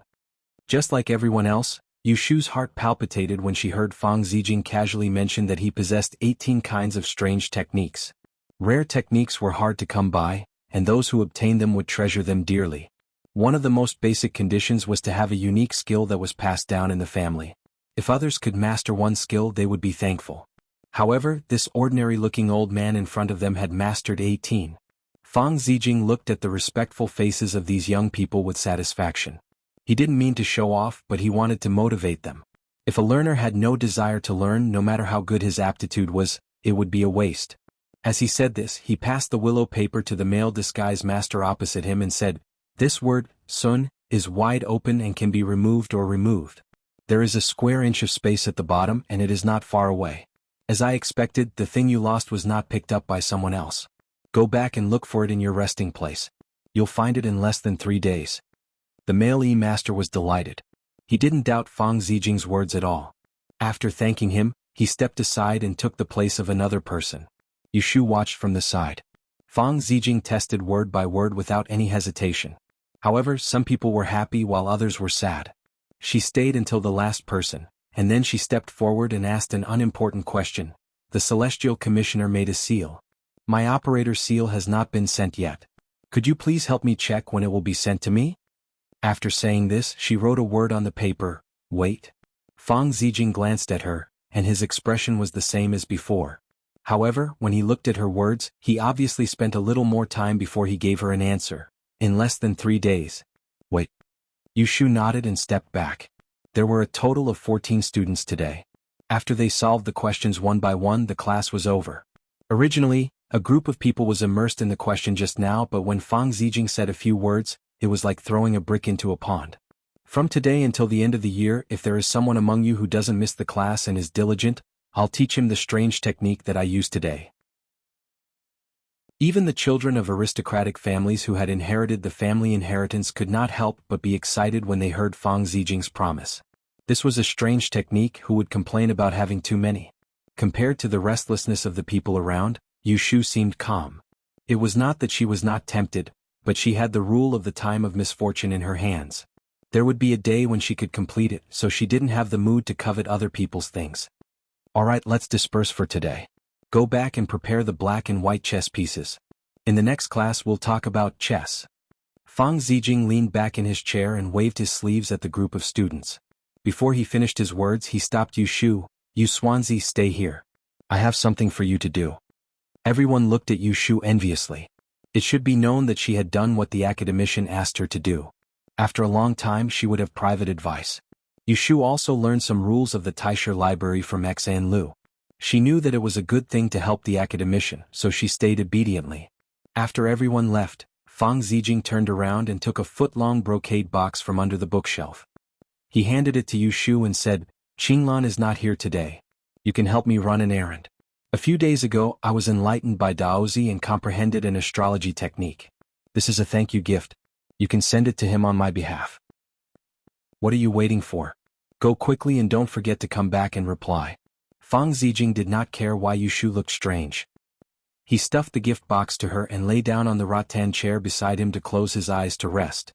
Yu Shu was very helpless. She thought to herself, why is she so lucky? She had obviously been avoiding Jing Chen, but everything was related to him. Every time she saw him looking at her with a cold face and ignoring her, how could she feel good in her heart? No matter how tangled Yu Shu was, she still left with the box. Fang Zijing crossed his arms and opened his eyes a slit, watching as her figure disappeared. He snorted and said to himself, "It's hard for me not to step into this muddy water." On the way, Yu Shu met an older student and asked him about it. She learned that Jing Chen had been giving lectures in the fragrant hut next to the garden these days, so she went to find him. The garden of the Taisha library was not very big, and there were not many exotic flowers and plants. However, the gardeners were diligent. During the change of spring and summer, it was also luxuriant and prosperous. Yu Shu looked all the way, but her path was blocked by the hanging branches. She picked 2 small flowers and smelled them. They still had a fragrance, so she put them in her sleeve. The fragrant hut was built on a stone mountain. Yu Shu climbed up the stairs. Halfway up, she heard a familiar voice coming from above. She listened carefully and found that it was Jing Chen giving a lecture. The voice was clear and easy to recognize. The 7 passes referred to above are Yunken Pass, Shangwei Pass, Zichen Pass, Shangyang Pass, Tianyang Pass, Yisu Pass and Taiyu Pass. The corresponding 7 stars are Tanlang, Jumin, Lutsuan, Wenxiu, Lianjin, Wuxiu and Pejuan. Yu Shu stopped at the last few sections of the stone platform. She was hesitating whether to go up or not. Suddenly Jing Chen's voice fell, and another cold female voice sounded, "I heard that Maoshan Taoism has the number rushed to 9, which can be used to observe the stars. Academician is from the Maoshan Taoism, can you explain it to me?" The woman's voice stunned Yu Shu, and then her face darkened. Because the person who spoke was Ji Xingxuan, whom she had been thinking about recently. For some reason she took 2 steps back and stood on the steps, listening to Jing Chen and Ji Xingxuan's questions and answers, which involved astrology. Whether it was deep or shallow, whatever Ji Xingxuan asked, Jing Chen did not understand. The harmonious relationship between teacher and student made Yu Shu's heart feel heavy, and she felt cold even though there was no wind. She thought that Jing Chen had really made a clean break with her. He knew that Ji Xingxuan had a grudge against her, and that they were old enemies, but he still gave her advice. He had even promised her to stay away from Ji Xingxuan, the scourge. He must have forgotten all about it. Should she praise him for his diligence as an academician, or be angry at him for not keeping his promise? In the distant past he was still that ignorant fool. She had once imagined the day he recovered his memories, and how he would guide the stars and moon and talk about metaphysics with her. What sort of scene would that be? But now it would seem that it had actually become an illusion, an empty dream. Perhaps what she had hoped for was the fool who never left her side, and not the Daozi who was as bright as the moon. Yu Shu stood silently for a long time, and her eyes flashed with self-mockery. After she calmed down, she stepped on the cold, moss-covered stone steps and walked up to the fragrant hut. She reached out to open the curtain and looked up. She saw the situation inside the hut. He saw a spacious and bright room. On a soft mat, Jing Chen, who was dressed in a jujube muslin robe, sat cross-legged. He held a scroll in his hand. 2 seats below him, a slender woman with light yellow hair sat alone. The sound of the curtain falling was heard by the 2 people in the room. Jing Chen had already noticed that someone was eavesdropping outside the hut, but he didn't care. When he looked up and saw the person walking in, he couldn't help but tighten his grip on the scroll in his hand. Ji Xingxuan also turned her head. When she saw Yu Shu walking in, she gently raised her eyebrows, and a sneer appeared on the corner of her mouth. She stood up with her hands on the ground and greeted Yu Shu, "Greetings, female fortune-teller. A fall into the pit, a gain in her wit." She had been attacked by Yu Shu once at the observatory and made a fool of herself in public. How could she give Yu Shu a chance to find fault with her? Yu Shu slowly glanced at her, too lazy to answer. She walked forward, bent down, and placed the gift box in her hand on the desk in front of Jing Chen. She said, Academician Fang asked me to give Daozi a gift to thank you for solving his doubts not long ago. Jing Chen looked down and watched as she put down the box. A bright red color inadvertently fell from her sleeve. It was a blooming albizia flower on a tree in the courtyard. Yushu didn't pay attention to it. She put down the box, said goodbye and turned around. She walked past Ji Xingxuan, who was bowing her head in greeting, and lifted the curtain to leave. Ji Xingxuan saw the estrangement between them. Her eyes moved and she bowed to Jing Chen and also said goodbye. Thank you, academician, for your explanation today. This student will go first. Ji Xingxuan walked out of the fragrant hut and stood on the steps. She looked at Yushu, who hadn't gone far. She lifted the hem of her skirt and quickly followed. In the hut, Jing Chen gently picked up the bewitching acacia flower and smelled its sweet fragrance. He stared blankly for a while, then slowly stood up and walked to the window, flicking his sleeves and tossing it away. Chapter 425. Yushu heard footsteps behind her and stopped under a tree. She turned around and saw Ji Xingxuan carrying a bamboo brush basket. She rolled up her sleeves and walked in front of her in a few steps. Why are you following me? Yushu frowned. There were only a few days left until the spring garden banquet. She had to keep an eye on Qin Yuero, the bait. She didn't want Ji Xingxuan, the suspect, to notice anything at this critical moment. As usual, Ji Xingxuan wore a veil over her face. Only her forehead and eyes could be seen. She looked at Yushu with a smile that wasn't a smile and said unhurriedly, I'm curious. What happened between you and Academician Jing? Why do you act as if you don't know each other? I thought you would study under him, but I heard that you went to see Academician Sima instead. Yushu naturally heard the mockery in her words. She raised her eyebrows and asked instead of answering, I'm also curious. How can you study under Jing Chen with a clear conscience? Aren't you afraid that Lord Ji will scold you for being an unfilial descendant if he finds out in the afterlife? Ji Huaishan practiced favoritism and committed fraud during the Dian examination. Both Yushu and Jing Chen pointed out that they were guilty. In the end, Ji Xingxuan bit her tongue to avoid punishment. At one point in court, she angrily accused the two of them of being her grandfather's murderers. But now, she calmly asked for guidance from Jing Chen and bowed her head to be his disciple. This broad-mindedness indeed made Yushu admire.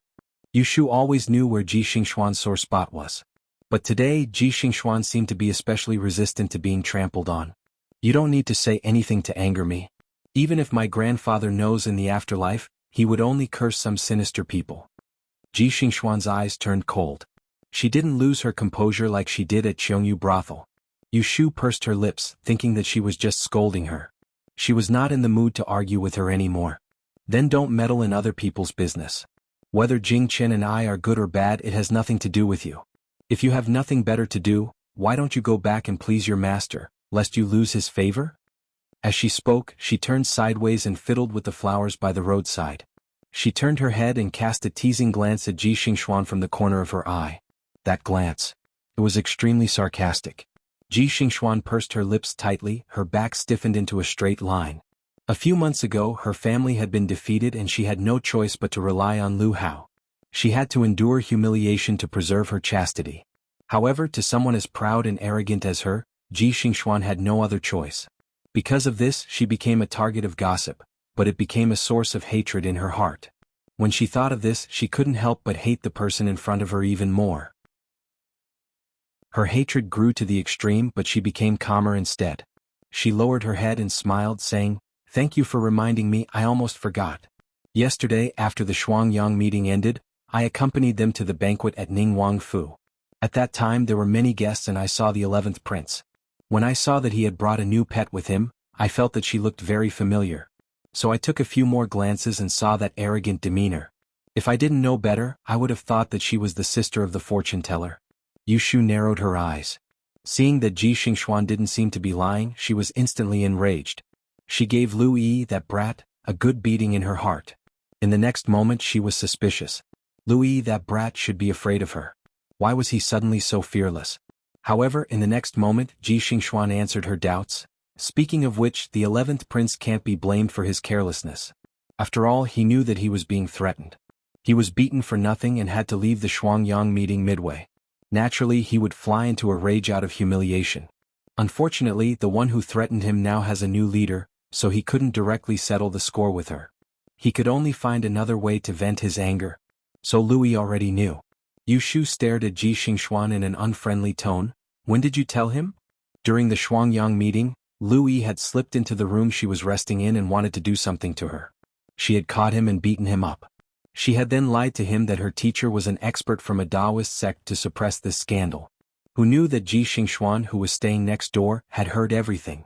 A few days later she had used this to threaten her for the rest of the Liao technique. At that time Yu Shu had not given in. Who knew that in the blink of an eye she would change her mind? Ji Xingxuan had missed the best chance to control her, so Yu Shu didn't take this matter to heart. Who knew that in the past few days Ji Xingxuan would dig it out again? One rainy day, didn't I meet the female fortune teller in the study garden? Ji Xingxuan sneered. I remember that at that time someone warned me that I would be skinned. I was scared and spilled the beans in front of your highness. I actually told him the dirty things that I heard in Xiongyu house that day. As for how your highness told the 11th prince, I don't know. Yu Shu was at the peak of the Shuangyang meeting. Ji Xingxuan chose to avoid her. The two of them met again in the Taisha study garden. Ji Xingxuan avoided Yu Shu several times when she saw her, but it didn't mean that she was prepared to endure it forever. Even a rabbit would bite when cornered, not to mention that she was not a kind person. Yu Shu's face was tense. Her eyes flickered as she looked at Ji Xingxuan. Ji Xingxuan moved and walked towards her. She stopped when she was just a step away from her. Her eyes looked down and stared at Yu Shu's slender neck. She lowered her voice and said to her, You destroyed my family.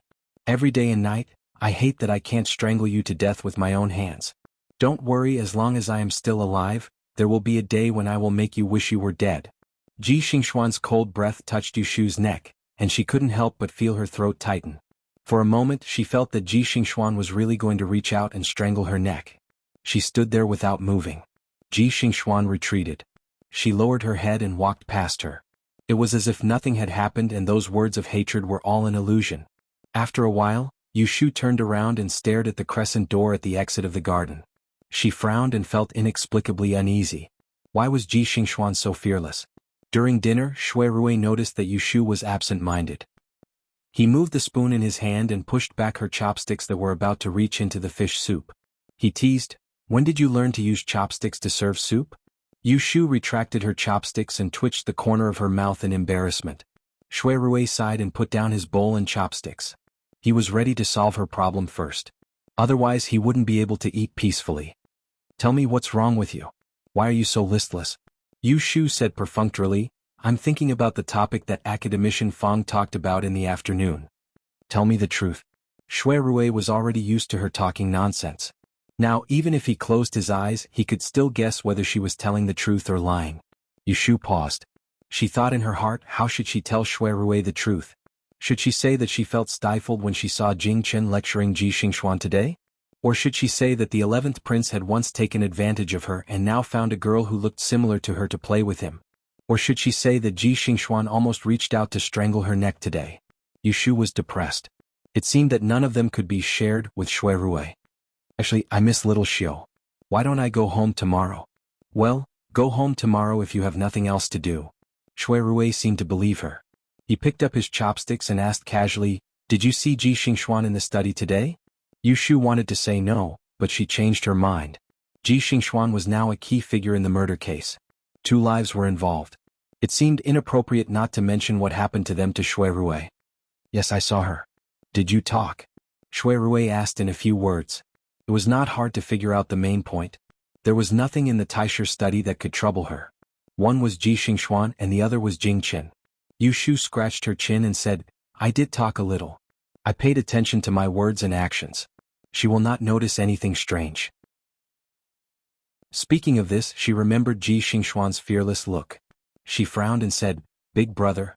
I think that if the people behind Ji Xingxuan were the ones who plotted against Jing Chen back then they must be a very powerful party. What do you think? What do you think? Is it related to Prince Ning? The only thing that Ji Xingxuan relied on was power. From the people around her, Lu Hao was the most suspicious one. If it was really Prince Ning, then it would involve a lot of things. If she and Shui Rui found out who the mastermind was, the whole court would be shaken. Shui Rui was obviously clearly aware of this since the beginning.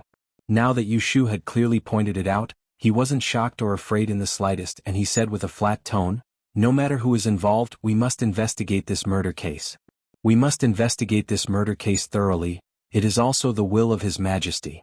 Yu Shu successfully changed the topic. Shui Rui did not try to pull her back. Anyway, he had guessed that her bad mood was because of Ji Xingxuan.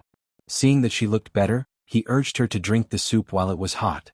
The two of them ate dinner. Shui Rui suggested that they go to the courtyard for a drink. Yu Shu thought about it and did not refuse.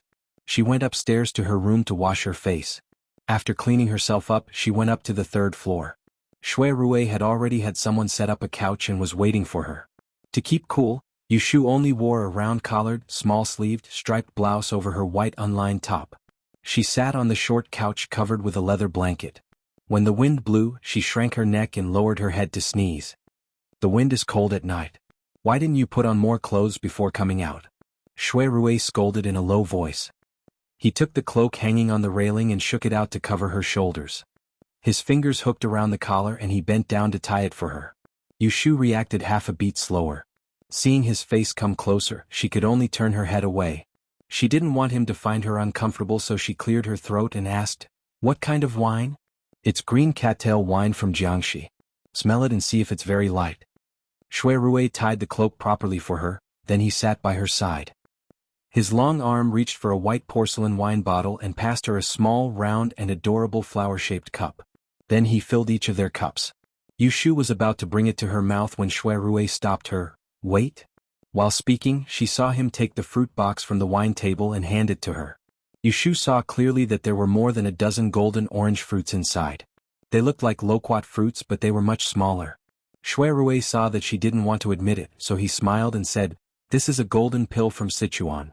It can stimulate saliva and stop coughing. Put one in your mouth, bite it and drink the wine. Let's see how it tastes." Yu Shu doubtfully pinched a golden fruit and put it in her mouth. As soon as she bit it, she wrinkled her nose because of the unique sour and bitter taste. She almost spat it out. She hurriedly put the wine in her mouth. Who knew that the moment the wine entered her mouth was filled with a spicy sweetness that quickly spread to her limbs and bones. Yu Shu was startled. She was sure that her ears must have turned red. The golden fruit was still in her mouth. Yu Shu chewed and chewed. The bitter taste just now disappeared, leaving only a sour and sweet taste. "How is the taste?" Shui Rui asked. Yu Shu was pleasantly surprised and nodded. "Good wine, great." At the beginning it was bitter, but for the sweet taste later she was willing to eat that little bit of bitterness. Shui Rui raised the corner of his mouth and looked up at the silver moon in the sky. He said seriously. Chapter 426. Because of Shui Rui's words, Yu Shu woke up the next morning. When she washed up, she could still taste the bittersweet taste of alcohol from last night. She only drank 1 cup of wine last night, and the rest went into Shui Rui's stomach. However, he did not say anything else that would make one's imagination run wild, so Yu Shu pretended not to argue with him. After breakfast, Shui Rui was about to go out. Yu Shu did not need to go to Taisha Shuyuan today, so she planned to stay upstairs and sort out the files. She did not expect that not long after Shui Rui left, someone came looking for her. "Miss, the shopkeeper is outside." The maidservant, Xiao Dai, walked lightly to the door of the study. Yu Shu just picked up the brush and copied a few words. Without raising her head, she said, "What's the matter?" "Let him in." "Yes." A moment later, Lin Fu walked into the private room and entered the study with his head slightly lowered. "Miss, the Assistant Minister of the Ministry of Works, Lord Chiu is here." The Assistant Minister of the Ministry of Works, Chiu Jiming. Yu Shu had met him at the banquet at Wangjilu at the end of March. He was a guest invited by Shui Rui, so she had some impression of him. Thinking that this Lord Chiu was here to look for Shui Rui, Lin Fu did not dare to slight her, so he came to ask her. However, Yu Shu was too lazy to go out to meet him, so she stopped writing and turned her head. "Big brother went to the yamen today and will not be back for a while.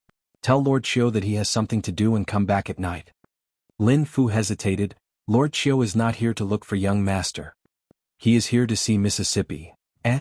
Yu Shu was puzzled. "He is here to look for me?" Lin Fu nodded and took out a name card from his sleeve and handed it over with both hands. Yu Shu took it and looked at it. This name card was actually made by the government, and it was signed with Chiu Jiming's private seal. Yu Shu hesitated and said, "Clean up the room next door and invite Lord Chiu upstairs. Serve him good tea. I will be there in a while. Those who come are guests." The position of Assistant Minister of the Ministry of Works is a lucrative one. Although Qiu Jiming cannot be compared to the nobles of Enling, he is still a fifth-ranked official, the same rank as Shui Rui. Lin Fu obeyed and went to make arrangements. Yu Shu looked at the loose robe on her body and went back to the bedroom to change into proper clothes. After washing her hands, she went next door to meet the guest. As soon as Yu Shu entered the room, she saw Qiu Jiming sitting on a chair in the hall. This Lord Zhao was over 30 years old and had a dignified appearance. At this moment he was frowning and there was a layer of green beard on his chin. There were also some bruises under his eyes. He was not as spirited as when Yu Shu first saw him. Lord Qiu. When Qiu Jiming saw Yu Shu enter, his brows relaxed a little. He stood up and cupped his hands in greeting. Female Oracle. Yu Shu raised her hand and invited him to sit down. She walked to sit opposite him. Seeing that he was not in good spirits, she did not pretend to be polite. She opened her mouth and asked for his purpose. May I know why Lord Qiu is here today? Qiu Jiming first looked at the wide-open door and said to Yu Shu, Can we avoid people's eyes and ears? Yu Shu saw that he was being secretive and muttered in her heart. But she still had Xiao Dai close the door. If Lord Qiu has something to say, you can say it. Normally, no one comes up to the second floor. Today I came to ask the female oracle for an idea. When Qiu Jiming said this, he stopped and stared at Yu Shu. Yu Shu smiled and said, Darren has to say it, then I will know if I can help. Qiu Jiming sighed and said with a sad face, This month, Madam and my daughter. It turned out that at the beginning of the 4th month, Madam Qiu and Miss Qiu went to the Ascending Cloud Monastery outside the city to pray. On the night they came back, Miss Qiu had a strange illness. She talked nonsense and said that she was a fox and wanted to go back to the forest. She also scratched 2 maids. Qiu Darren had no choice but to tie his daughter up. Unexpectedly, the next morning Miss Qiu was back to normal. The family didn't have time to rejoice when Miss Qiu fell sick again at night. They found several doctors but they couldn't do anything. Medicine didn't help. Madame Qiu cried and said that her daughter was bewitched by a wild spirit. Qiu Darren invited a Taoist priest from the Ascending Cloud Monastery to cure her. Unexpectedly, the Taoist priest saw Miss Qiu and was so angry that he blew his beard and wanted to leave. He said that Miss Qiu had offended the 3 pure ones and was punished by heaven. If he took care of this matter, he would also be implicated. Thus, Miss Qiu's illness was delayed. She was awake during the day and fell sick at night. After half a month, she was tortured to the point that a layer of her skin was peeling off.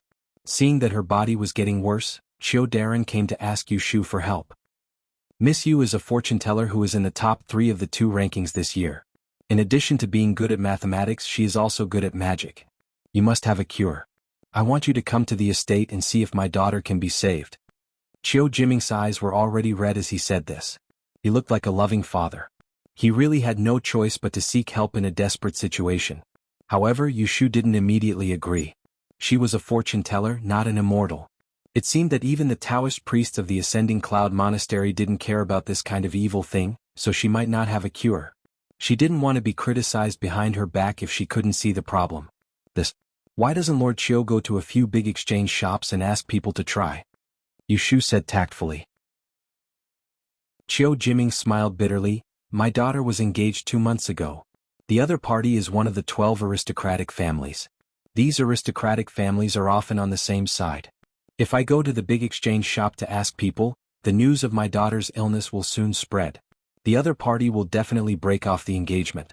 Even if my daughter is cured, she won't be able to face anyone for the rest of her life. With her stubborn personality, I'm afraid she will commit suicide. What he meant was that Yu Shu, who didn't have an aristocratic family background and was a skilled fortune teller, could easily treat Miss Qiu's illness and keep it a secret. At this point, Yu Shu saw that he was a man with tears in his eyes and sincere words, so she couldn't refuse. She thought about it and said, I can't guarantee this. After all, I only read people's fortunes and have never encountered such an evil thing. How about this? I'm free today, so I'll go with Lord Qiu. If there's no other way, we'll talk about it when we see your daughter. Seeing that she agreed, Qiu Jiming hurriedly stood up. Thank you, female fortune teller. I've prepared a soft sedan outside. Please go. Yu Shu said, There's no hurry. You go downstairs first. I'll go back to my room to get a few things and then follow you. Qiu Jiming of course agreed. Before he came, he knew that Yu Shu would reject him. Now that he managed to invite her, he finally had something to look forward to. At night, when Shui Rui came back, he didn't see Yu Shu and asked Xiao Dai about it. Replying to Lord, Miss was invited away by Assistant Minister Chiu Jiming in the morning. She hasn't returned yet. Shui Rui was curious why Chiu Jiming invited Yushu, so he asked in detail. However, Yushu and Chiu Jiming spoke with the door closed during the day, so Xiao Dai didn't hear it. She shook her head and said she didn't know. Shui Rui was worried. Seeing that it was dark outside, he didn't change his clothes and planned to go out to look for her. Unexpectedly, when he reached the courtyard, he saw the back door open. Yushu led Xiaoqing and slowly walked in looking exhausted. Shu. Hearing the call, Yushu looked up and saw Shui Rui standing in the courtyard. She quickened her steps. Big brother, you're back. Shui Rui nodded and looked her up and down. He only thought that she was tired but didn't see anything wrong. Only then did he relax. He put one hand around her back and helped her into the room. Why is Lord Chiu looking for you? Yushu lazily sat on the chair and reached out her hand. Have a cup of tea first. When Shui Rui heard her voice was hoarse, he didn't need the servants to personally pour some tea and place it into her hands. After letting the tea moisten her throat, Shui Rui told her everything about the reason why Chiu Jiming came to visit this morning.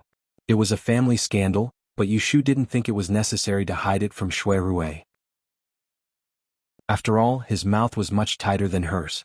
After listening to the reason, Shui Rui was a bit unhappy.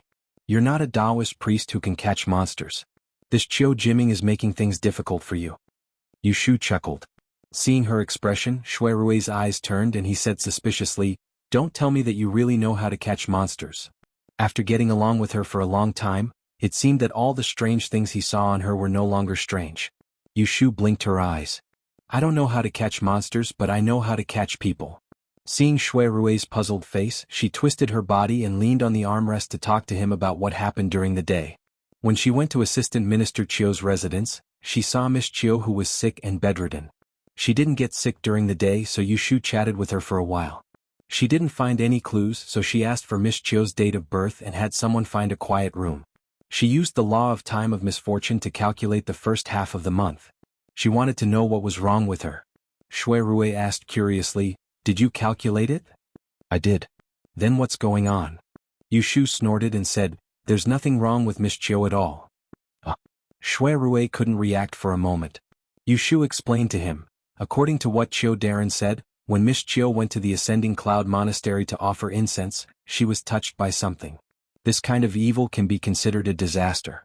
I should be able to calculate it, but from Miss Chiu's date of birth, she didn't have any disaster on that day.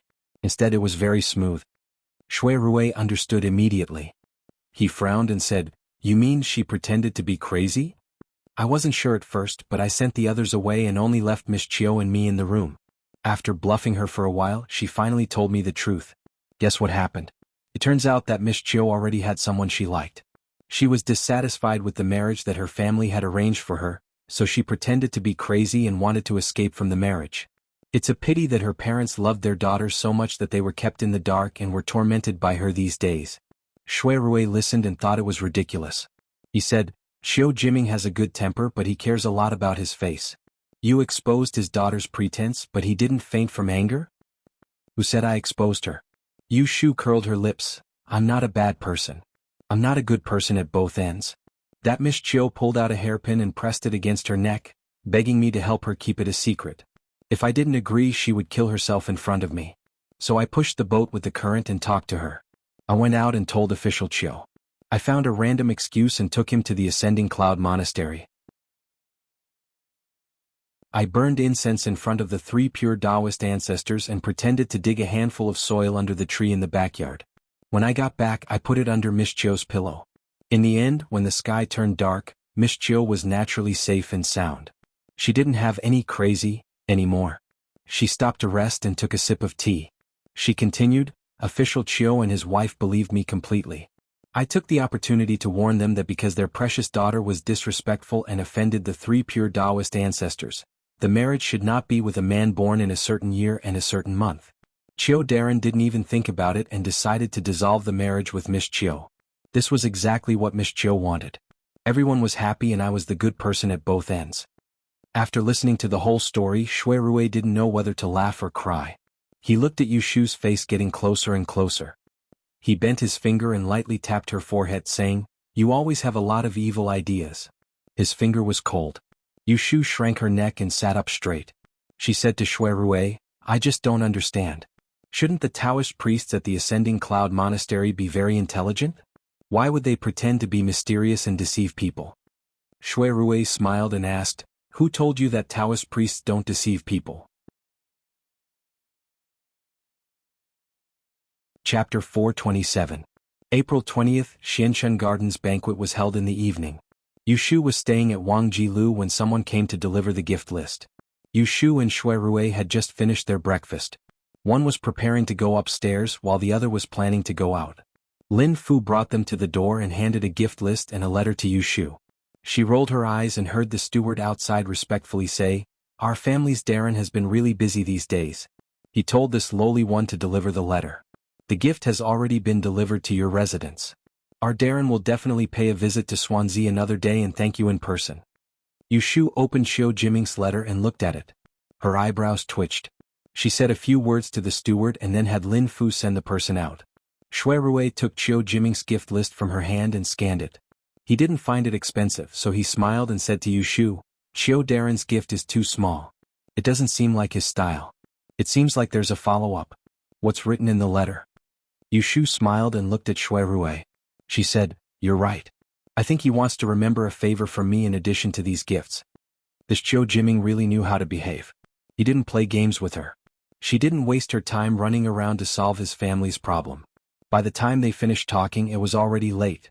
Before Shui Rui left, he warned Yushu, I will go directly to Xianshan Garden in the afternoon to make some arrangements. When it's time, let old Shui send you off. Don't go too early and don't be late. We'll meet again. Yushu nodded and told him not to worry. After seeing Shui Rui leave, she went upstairs. When she returned to her room, she felt a little restless. She knew that something was going to happen tonight. No matter how calm she was, she couldn't help but worry that something unexpected would happen. According to her and Shui Rui's previous discussion, she only had one task tonight, to keep an eye on Qin Yuero. When the carriage turned a corner, it suddenly stopped. Qin Yuero was absent-mindedly thinking about something when she saw Xen Lu choke on her tea. Cough cough. Be careful. Qin Yuero quickly took out a handkerchief and patted Xen Lu's back while wiping her. Slow down, what's the rush? Xen Lu grumbled unhappily at the coachman outside. Looking down at the tea stains on her skirt, she said bitterly, This is bad. Qin Yuero said, How about we go back and change? We left early so there's still time? Xen Lu hesitated for a moment, then shook his head. Forget it, going back and forth is troublesome, we're almost there. We should be able to Shui family's residence. Qin Yuero furrowed her brows. What wind? Did I forget that you've just recovered from your illness? Later, when we reach the garden, you have to sit down obediently and don't run around. Xen Lu unwillingly pouted. I'm only accompanying you because I'm worried about you. Qin Yuero smiled helplessly. Yesterday she went to visit Xen Lu. Coincidentally, Xen family's old man was there. He glanced at her a few times and told her that she had a calamity recently. To overcome it, she needed a person with hooves in the Chinese zodiac to stay by her side. Qin Yuero didn't feel anything was wrong, but she still went home and told her elders. She couldn't explain why, so she took out 2 pendants to avoid calamity and brought them with her. Who knew that she would be going out today? Early in the morning, Xen Lu went to find her and said he wanted to go with her. Qin Yuero and Xen Lu got off the carriage. The sky was still bright, but there was an endless stream of carriages and horses on the street.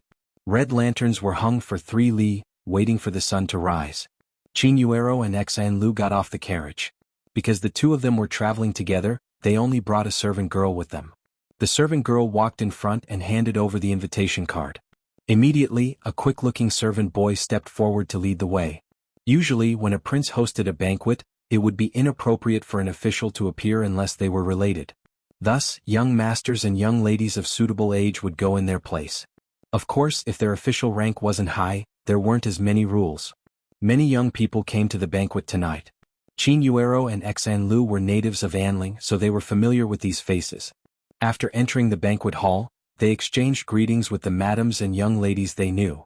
Although the murder at Taisha Library had not reached the point where everyone knew about it, the people who came tonight had more or less heard about it. Those who knew about it knew that Xen Lu had suffered a shock because of it. Today they met to say a few words of comfort. Qin Yuero looked at Xen Lu, who was surrounded by people, and calmly stood up. She moved a few steps to the side and looked around the banquet hall as if she was looking for someone. A moment later, she saw a figure sitting on the main guest seat. She pursed her lips as if she had made a decision. Yushu came alone. She handed over the invitation and entered. The servant boy led her through the front courtyard to the east courtyard. From afar, she could see that the banquet hall was decorated with lanterns and streamers. The courtyard and corridors were filled with banquets. Pastries and wine were served. Half of the guests had already arrived. The guests who were sitting outside were all rich and powerful. Yushu was a guest that Lu Tan had specially invited. So, she naturally went inside. Yushu entered the door and looked around. The first thing she looked for wasn't Shui Rui's figure, but Qin Yuero. There were many people in the banquet hall. Yushu stared at the pink-dressed women and quickly found a familiar figure. Surprise flashed in her eyes and she walked past the table. Fei Fei. Xan Lu had just finished dealing with a group of people, and his face was almost stiff from smiling. He turned his head and saw Yushu. Only then did he reveal some genuine happiness. He grabbed her and said, "Lotus Room, I knew you were coming." "I didn't know you were coming." Yushu looked up and down at Xan Lu's pink dress. When she saw that Xan Lu was wearing this year's new casual clothes, she felt disgusted. She glanced at her hair, but fortunately she didn't see any begonia flowers. "I came with Yuero." Xan Lu laughed mischievously. He turned his head to call out to Qin Yuero, but he discovered she was gone. She was here just now. Yushu's eyelids twitched.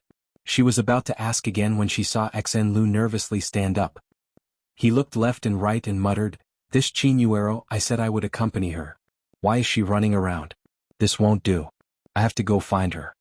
After he finished speaking, he tugged on Yushu's sleeve and begged, "All right, Lotus Room, help me look for her." Yushu had the same intention, so she didn't ask why he was so anxious. She took advantage of the situation and agreed. The two of them took advantage of the fact that the banquet hadn't started and Lu Tan didn't show up. They slipped out of the banquet hall through the back door. They first looked around but they didn't see anyone. Xan Lu couldn't help but become anxious. Yushu looked up at the curtain of night that hadn't fallen yet. She wasn't worried but she couldn't leave someone out of her sight. She said to Xan Lu, "This garden is big. Let's split up and look. You go there, I'll go here." Okay. Thus Yushu went east and Xan Lu went west. Xianchun Garden was built 15 years ago. It was surrounded by a natural lake and was planted with trees and forests. When summer came it was cool and refreshing. At the end of spring there was shade everywhere. Two slender female figures, one in front and one behind, passed through the small forest and arrived at the tranquil lake. "Yuero, why did you bring me here?" Ji Xingxuan looked around and asked. She had just arrived at the banquet hall. Not long after she sat down, Qin Yuero indicated for her to leave. Along the way, no matter how many times Mo Tienga asked, Qin Yuero didn't open her mouth. Qin Yuero turned around and stared at Mo Tienga without saying a word. Qin Yuero and Ji Xingxuan had known each other for 2 years. Although they couldn't be considered best friends, they were still good friends. Xan Lu, who grew up together with Xan Lu, didn't hate Ji Xingxuan and cut off all contact with her. Ji Xingxuan felt somewhat uncomfortable under Qin Yuero's stare. She turned her head to look at the ripples on the lake's surface and said, "The banquet is about to start in a moment. If you have something to say, quickly say it." "I saw it." Ji Xingxuan's heart inexplicably skipped a beat. She turned her head and asked with a puzzled expression, "Saw what?" Qin Yuero sighed. Her voice was slow and carried a trace of uncertainty. "On the day Chao Yuling died, we were at the observatory. I saw her placing her book on the wall. When she wasn't paying attention, you flipped through her book behind her back and put something inside." Ji Xingxuan's brows stiffened for a moment. In the next moment she sneered and said, "Why don't I remember doing this? Are you trying to say that I copied Daozi's handwriting and lured her to the observatory to kill her? How laughable. I didn't go out at all that night. Could it be that I dreamed of going to the Imperial Historian's library to kill someone?" Qin Yuero's expression changed. She said in a low voice, "I don't know if Chao Yuling's death has anything to do with you, but I saw you put a note in her book with my own eyes.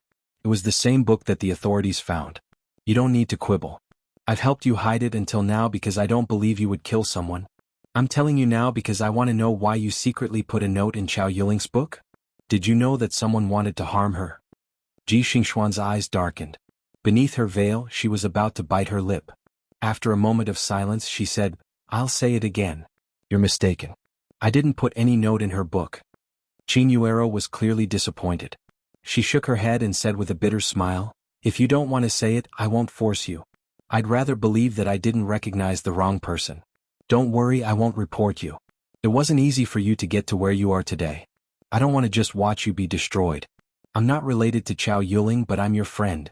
I'll repay you for saving my innocence at that time."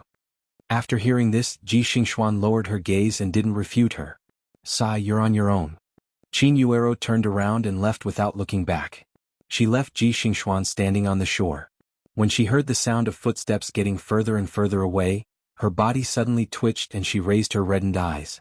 However, from beginning to end, no one saw a hunched figure hiding in the grass not far away in the dusky twilight. Xan Lu clenched her teeth and clutched the leaf in her hand. She couldn't stop trembling. She stared at the figure on the shore and a voice in her heart shouted. Chapter 428. 2 in 1 big chapter, asking for pink votes. Yushu looked around but didn't see any trace of Qin Yuero. When she passed by 2 lofts, she deliberately raised her head to look. The sky turned dark in the blink of an eye. She was afraid that something might happen, so she hurriedly retraced her steps. She wanted to first find Shui Rui to discuss things with him. Who knew that when she reached the back door of the banquet hall, she would see an eye-catching pink. "Miss Qin." Yushu immediately called out, stopping Qin Yuero. She took a few steps and walked past the waiter who was serving the dishes and wine. When she arrived in front of Qin Yuero, the light from the back door allowed her to clearly see the worried expression on Qin Yuero's face. When Qin Yuero saw Yushu here, she couldn't help but be stunned. When she regained her senses, she forced a smile and greeted her. "I was dragged out by Fei Fei to look for you as soon as I arrived. Why didn't you see her?" Yushu pretended to look behind Qin Yuero and took 2 steps forward. When she turned her head, she saw the tender and beautiful begonia on the back of Qin Yuero's hair bun. Her gaze was pierced. Qin Yuero looked slightly absent-minded. She shook her head and said, "No, I didn't see her." "Then let's wait here for a while. We agreed to come back if we can't find him," Yushu suggested, and the 2 moved down the corridor. After waiting for a while, they saw Xan Lu walking out from the distant path with his head down. Not too long ago, Xan Lu went to look for Qin Yuero. Not long after she chased after her, she saw her and Ji Xingxuan walking towards the lakeside. Her curiosity was piqued and she didn't make a sound. Instead, she followed behind them and hid in the underbrush to eavesdrop on their conversation. After a moment of panic, Xan Lu finally calmed down. He waited until Ji Xingxuan had left before he took a detour and returned. Seeing Yushu and Qin Yuero standing in the corridor waving at her, Xan Lu's heartbeat quickened. She tugged at the hem of her skirt and twisted her thigh. Taking advantage of the pain, she jogged over to them. Before she could stand still, she started complaining to Qin Yuero. Yushu only paid attention to Qin Yuero's expression. Qin Yuero, on the other hand, had something on her mind. The 2 of them didn't notice anything wrong with Xan Lu. After exchanging a few words, they entered together. At this moment, the banquet had begun. The banquet hall that was previously absent was now full of guests. Lu Tan was sitting in the most conspicuous position and toasting people. Yushu walked behind Qin Yuero and Xan Lu. She intentionally approached them and saw Shui Rui a few tables away. Coincidentally, he was also quietly looking around. When their gazes met, they exchanged a glance. Yushu raised her chin forward. When Shui Rui saw Qin Yuero, his eyes flashed and he turned back to continue drinking. Yushu's gaze swept past Jing Qin, who was sitting to the left of Lu Tan, and moved elsewhere. In the inner hall, there were long tables inlaid with Chiang stone. On them were tablecloths of the same color, revealing the clear color of the stone at both ends. All the tables were placed horizontally in 2 directions, leaving an aisle in the middle. Guests only sat on one side with 2 or 3 people to a table. Yushu's seat was arranged toward the front. Fortunately, it wasn't far from Qin Yuero and Xan Lu. She could see them as soon as she turned her head. She didn't know if Lu Tan had deliberately arranged it, but she was the only person sitting at her table. Yushu looked around. She wasn't surprised to see many familiar figures at the banquet. For example, she saw a few heirs and princesses sitting at the VIP table opposite her. She had seen them at the Dual Sons gathering before. There were also Feng Zhaomiao, Qi Mingxiu and Ruilin, the sons of high officials and nobles. There were also a few young masters and young ladies from aristocratic families she wasn't unfamiliar with. Most of them were like her who had just entered Taisher Library this year. In addition, there were 2 other tables. The people sitting were all capable people that Lu Tan had recruited during the Dual Sons gathering. Yu Shu wasn't surprised to see Wen Xiao, but she didn't see Helen Shu. Beside Lu Tan there were 2 empty tables. Yu Shu didn't need to think to guess that Lu Tan had invited Prince Ning and the others. Speaking of which, Lu Tan had only been back in the capital for a few months. His foundation wasn't as deep as Lu Hao's, and his reputation wasn't as good. For him to have this kind of extravagance today, it was mostly due to the Dual Sons gathering that had just ended. It had given him the title of prince and the marriage with Xia Zhang's family. Yu Shu had sent a letter to Xia Zhang's guest house a few days ago. She knew that Xia Jiangmin wouldn't show up today. In order to avoid arousing suspicion, even Xia Zhang's Helong didn't come. Yu Shu sat closer to the front, so naturally many people saw her. There were people who came forward to toast the female fortune teller. She didn't refuse them, but she took a small sip. She smiled and said that her throat wasn't feeling good today, so she couldn't drink too much. No one argued with her. After dealing with a few people, Yu Shu didn't look in Qin Yuero's direction. She was afraid that if she got distracted, she would disappear again. Lu Tan drank with the people beside him. Out of the corner of his eye, he saw the empty table next to him. He stood up with a normal expression. When everyone saw Lu Tan stand up, they all stopped talking and quickly became quiet. He said in a clear voice, "This prince's congratulatory banquet today is firstly to thank Imperial Father for his grace, allowing me to accept this task. Secondly, I want to thank my Imperial brothers for taking care of this prince who has been away all year round. Brothers should be respectful to each other. Thirdly, I want to thank those who have joined my sect in the Dual Sons gathering. This prince will drink 3 cups to express my sincerity." Without any empty words, Lu Tan raised his head and drank his cup. The young eunuch behind him calmly filled his cup for him. After 3 cups he put down his cup. His face was flushed and he smiled in high spirits. He raised his sleeve and said, "Everyone drink to your heart's content. There's no need to stand on ceremony." Everyone present stood up and toasted each other. Congratulatory voices rose and fell. Yu Shu silently sat back down. She held the cup in her hands and stacked it on the table. She looked at the table diagonally across from her and saw Ji Xingxuan changing cups with Princess Shiwen. She wasn't sure if the culprit, who pushed Qin Yuero down the stairs, was hiding in Xian's spring garden. She also wasn't sure if Ji Xingxuan would still be the accomplice tonight. But no matter what, she had to drag her down tonight. She couldn't let her scheme against her without fear. Ruthlessness flashed through Yu Shu's eyes. At this time there was a commotion outside. Then someone shouted in a loud voice, "Ning Wangye has arrived." Everyone's eyes turned to the door. In a flash they saw a group of well-dressed people walk into the inner hall. There were both men and women. The person at the front was wearing a robe with a jade belt. He was waving his fan and talking cheerfully with his entourage. It was as if he was the host. "Ah, ninth brother, I was delayed by something and came late. You won't hold it against me, right?" Ning Wangye Lu Hao had a righteous face and always spoke loudly. It was obvious that he was late on purpose, but no one felt that there was anything wrong with his actions. Lu Tan smiled and stood up. He raised the cup in his hand and said, "I'm very happy that Brother Wang could come. However, I can't avoid this punishment." Before Lu Hao could speak, Lu Yi, who was beside him, said in a low, muffled voice, "Fine, fine. Whoever wants to avoid it, I'll drink it." Lu Yi's tone was harsh, but everyone in the upper-class circle of Anling City knew his temper, so they didn't find it strange. But what he did next made people's faces look strange. Lu Yi raised his arm and pulled a graceful girl behind him into his arms. He swaggered to an empty seat and sat down. He pulled the girl into his arms and actually pulled her onto his lap. His actions were extremely frivolous. In front of everyone he actually fed the girl wine with his mouth to her mouth. Lu Tan was crowned king and this was a proper banquet. Yet he was so unrestrained. It was no different from disgracing Lu Tan. Everyone looked at each other and the atmosphere became awkward. Seeing that Lu Hao was smiling without saying anything, everyone thought that Lu Tan would turn hostile. However, unexpectedly, Lu Tan only glanced at Lu Yi and ignored him. He turned to Ning Wangye and said, "Brother Wang, please take a seat." Lu Hao curled the corner of his mouth in interest. He led his people to sit down and also ignored Lu Yi's actions. No one else noticed. Only Yu Shu stared at the plaything in Lu Yi's arms. She couldn't see its face clearly. She thought about what Ji Xingxuan had said to her outside the fragrant hut that day.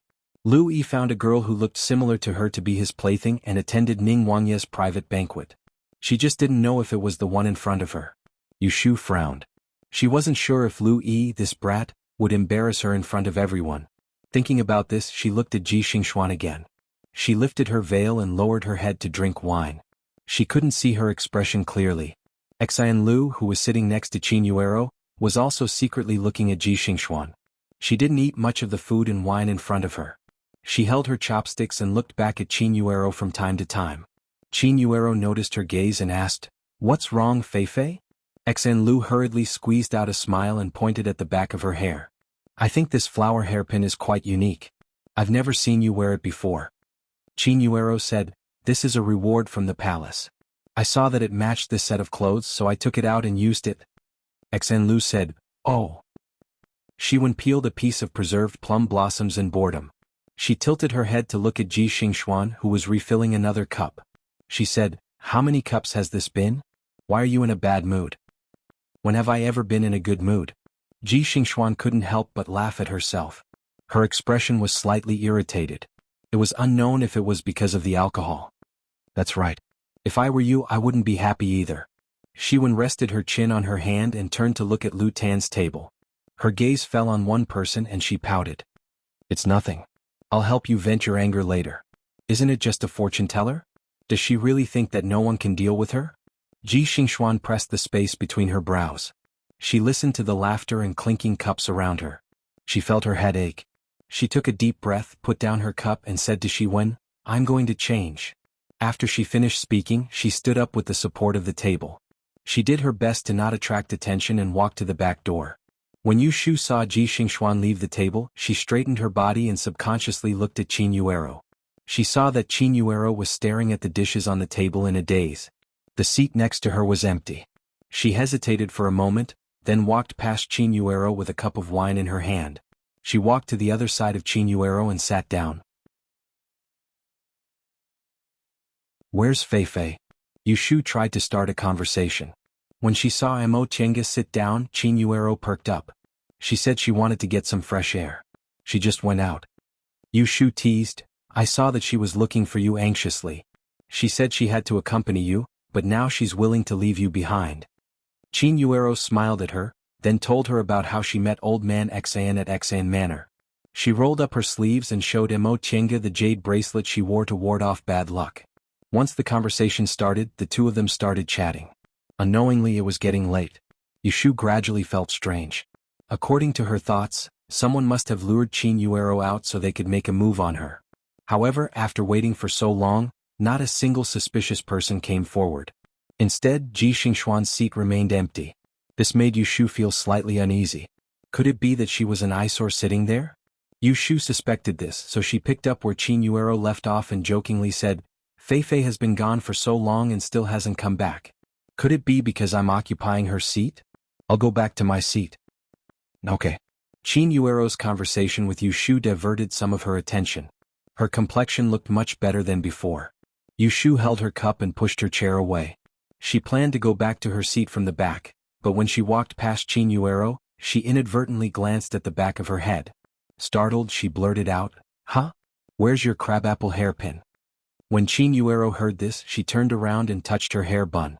She helplessly said, "Fei-Fei took it off and put it on." The space between Yushu's eyebrows twitched, and she suddenly returned to her seat. A thought flashed through her mind, and a moment later, her expression suddenly changed. She cursed in her heart and immediately threw down her cup. She stood up in a panic and hurriedly walked in the direction of the back door that Qin Yuero had pointed at. Yushu's strange movements were noticed by Shui Rui. His eyes flashed, and he quietly apologized to Lu Tan before he also stood up and left. Yushu walked out of the back door, and as she gazed at the brightly lit courtyard, she didn't know which direction she should go. Just as she was burning with anxiety, someone patted her shoulder from behind, and as soon as she turned around, she saw Shui Rui, who followed her out. "What's wrong?" Shui Rui asked. Yushu acted as if she had seen her savior. She pulled his arm to the side and didn't have time to explain. She gritted her teeth and said, "Oh no, it's not Qin Yuero. It's Xian Fei-Fei. We have to hurry and find her." Xia Jiangmin's dream couldn't be wrong. A woman wearing a begonia flower and wearing a new dress would be pushed down the stairs. If it wasn't Qin Yuero, it had to be Xian Lu. How intelligent was Shui Rui? He knew that he'd changed his mind the moment he heard this, and he frowned as he turned around to look at the surroundings before raising his hand to make a gesture. Yushu saw an attendant that was watching the nearby lanterns jump down from the railing and jog over. Did you see where the sixth daughter of the Exan family went? This was the man that Shui Rui had placed in Shenzhen Garden through Lu Tan. This kind of nail was specially trained. Everyone in Anling City could recognize his face. I only saw her go that way.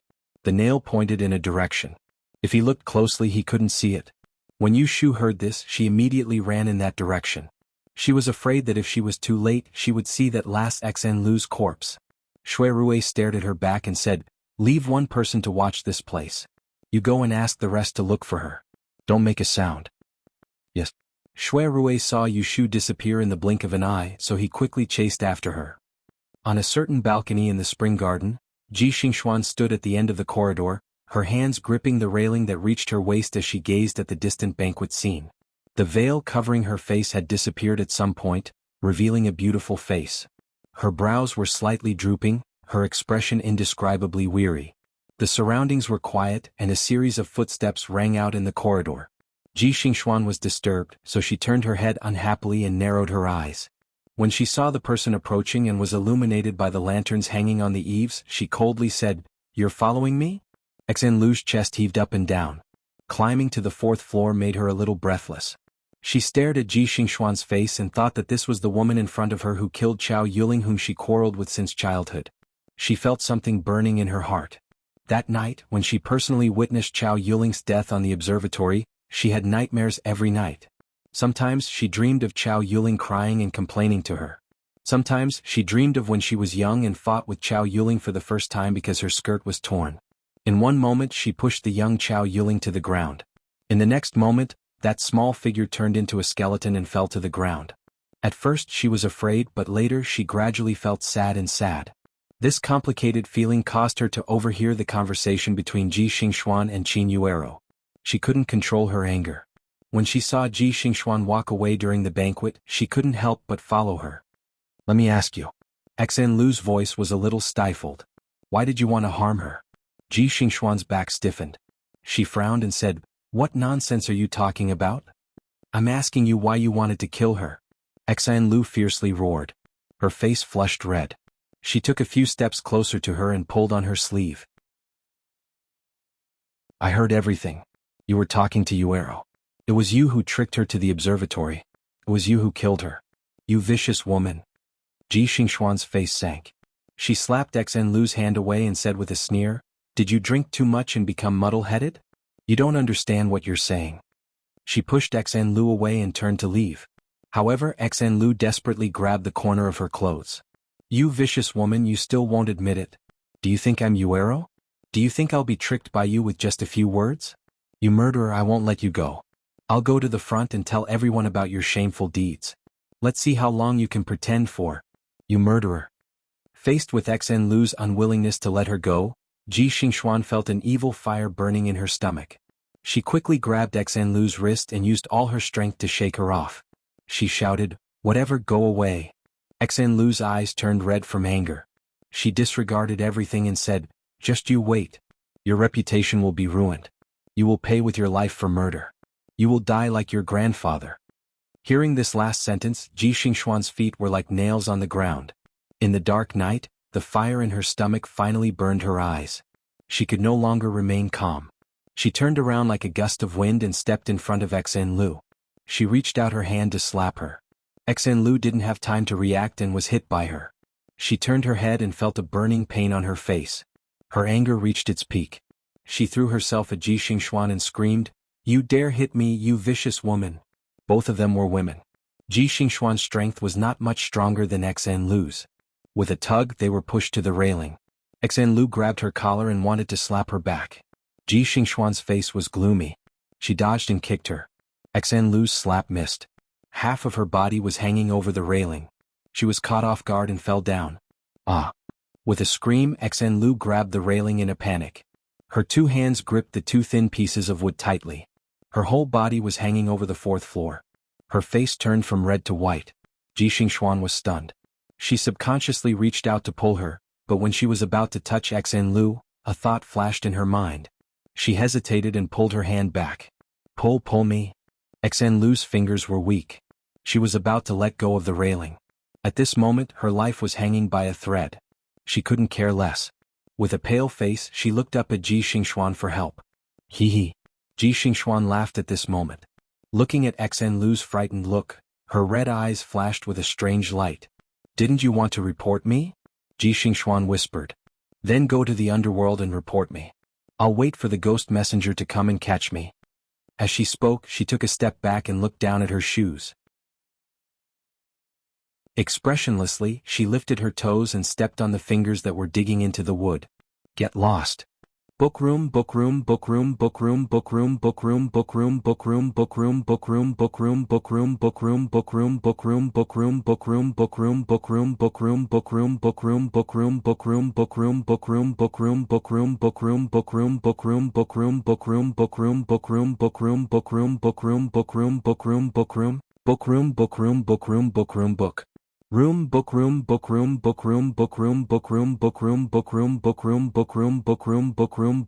Bookroom. Just as she was about to step on Xen Lu, she heard a gust of wind and heard heavy footsteps in the corridor. A strong force came from the side and knocked her away. Ji Xingxuan knelt on the ground and turned around in shock. She saw a person clinging to the railing, panting heavily. The person dangerously stuck his upper body out, his legs hooked onto the railing and quickly grabbed Xen Lu's wrist. Chapter 429. Lotus Room. Xen Lu cries. Her fingers can no longer hold on and she falls down. Her eyes are wide open in horror. She only feels that her body is sinking and there is a tingling pain in her wrists. Her whole weight is stuck in her arms, making her suspended in the air. Yes. Yushu clenched her teeth and her face turned red. She grabbed Xen Lu's hands with all her might, and half of her body was pulled out. Her legs were tightly hooked on the gap between the railings and she stopped dangerously there. This is the 4th floor. The ground below is hard slate. If she falls, it is difficult to keep her body intact. Ji Xingxuan kneels on the ground. Seeing this scene, her expression changes quickly. She thinks of the accusation she may face later. She struggles to get up and reaches out to Yushu. She can't let them live. How dare you? Yushu seems to have eyes on her back. She roars and bears the pain of her abdomen being hit by the railing. She grits her teeth and says, "Someone is catching up from behind. You pushed us down the stairs. This is irrefutable evidence. 2 lives are at stake. You can't escape even if you have wings. I want to see how you die." Ji Xingxuan hesitates. Her hand touches the corner of Yushu's clothes. She feels dizzy and stands there in a daze, swaying between the 2 ends of the scale. Yushu doesn't expect Ji Xingxuan to help Xen Lu come up. It is already a risk for her to rebuke her and not do anything underhanded. At this moment there is a cracking sound. The railing can't bear the weight of Yushu and Xen Lu. It is about to break. Yushu's heart sinks like a sandbag. For a moment she thinks of letting go of Xen Lu and saving herself first. However, when she sees Xen Lu's frightened and blank eyes, she can't bear to let go of her. After a moment of hesitation, the railing can't bear it anymore. Yushu's body trembles, but she holds Xen Lu tightly and refuses to let go. Blood rushes to her head. She grits her teeth. At this time she doesn't feel panic but unwillingness. Her journey had been arduous and she had finally reached this step with great difficulty. There were many things that she had yet to accomplish. Was she going to lose her life here? If she died, what would happen to Xiaoxiu? She had just given that child a good life. Thinking about leaving behind another family member and repeating the ending of her previous life. Who could help her? Who could help her? Yushu's eyes almost popped out of their sockets and her heart beat wildly. She roared at the top of her lungs, "Big brother!" As if hearing her summon, a breeze blew in the corridor. Her numb waist was wrapped around by a strong force, and a hot breath brushed past her face. An arm reached out from her shoulder and tightly held the place where her hand was reaching. Regardless of whether the railing could withstand it or not, he pulled her whole body up. Pipa. A section of the railing broke, and they fell to the other side of the corridor. Yushu was hugged and rolled half a circle before she stopped. She raised her head in shock, and the first thing she saw was a pair of dark eyes that swept through the night, as if they were going to swallow her. Heavy breathing intertwined together. Her legs went soft and her lips trembled. Her hands finally loosened and she fell onto his body. Shuirui's arm tightly held onto Yushu's slender waist and did not let go. Thinking about the scene where he saw her hanging in the air, his heart felt like it was bitten by thousands of ants, stinging and painful. If his qigong wasn't good and he couldn't climb up as fast as he could, and if he was a step late and couldn't pull her back, then the result would be hard to imagine. Xan Lu, who had just escaped death, laid on the ground. His body was separated by the broken railing, and he began to cry loudly. Yushu's soul was awakened by the sound of crying. She coughed twice and suddenly turned her head to look at the panicked Ji Xingxuan. With a rough voice she said with a cold smile, "I've caught you." Who would have thought that the culprit tonight would actually be Ji Xingxuan? This time she had firmly grabbed onto her fox tail. Let's see if she didn't skin her alive. A gust of cold wind blew through the tall building. Ji Xingxuan shivered, and the burning anger in her heart was extinguished. She looked down at Xan Lu, who had fallen to the ground. Only then did she realize what she had just done. She slowly shook her head, and her eyes were in chaos. She crossed her arms, bit her lips and took 2 steps back, almost unable to stand steadily. Shui Rui supported Yushu to stand up, and he glanced at Xan Lu, who was on the ground, before glancing at Ji Xingxuan, who obviously had a guilty conscience. His expression was extremely gloomy as he took out a torch from his pocket, folded it and tossed it out of the building. The torch exploded into a string of dazzling flames in midair, and it notified his subordinates who were looking for him to rush over here. Yushu no longer paid attention to Ji Xingxuan. She wanted to comfort the overly frightened Xan Lu, but she found that the arms around her waist had not loosened. She looked up at Shui Rui's taut handsome face, and she didn't know why her heart softened. She patted the back of his hand and said in a low voice, "Big brother, I'm fine." When Shui Rui heard this, he didn't say a word. He tightened his arms for a while, and then gently let go of her. Yushu took a breath, squatted beside Xan Lu and pulled her into her arms, patted her shoulder and coaxed her, Okay, don't be afraid." "Oh, Lian Fong." Xan Lu cried and hiccuped. She tightly grabbed Yushu's sleeve and said incoherently, "It's her, she killed Chao Yuling. I found her and now she wants to kill me. She is the murderer." Shui Rui looked at Ji Xingxuan with sharp eyes. He followed Yushu's footsteps, and when he arrived downstairs he only saw Yushu dragging Xan Lu in the air, and they almost fell from the building, but he didn't know what happened before. Yushu stared blankly for a moment, then became pleasantly surprised. She couldn't help but ask Xan Lu, "What did you say you found?" Xan Lu was at a loss, and didn't think to help Qin Yuero cover up anything. She sobbed and told her how she overheard the conversation between Qin Yuero and Ji Xingxuan, and how she followed Ji Xingxuan upstairs, and how she questioned her but was pushed down the stairs. Yushu almost couldn't hold back her laughter. Although tonight's plan had changed, it wasn't for nothing. With Xan Lu's confession and what she saw with her own eyes, Ji Xingxuan couldn't hide the smell of a fox. At this moment, a few servants saw the signal and ran upstairs. They reported to Shui Rui, "My lord, this subordinate is late." Shui Rui waved his hand and pointed at the absent-minded Ji Xingxuan. In a stern voice he said, "Capture her and take her away." Ji Xingxuan was startled.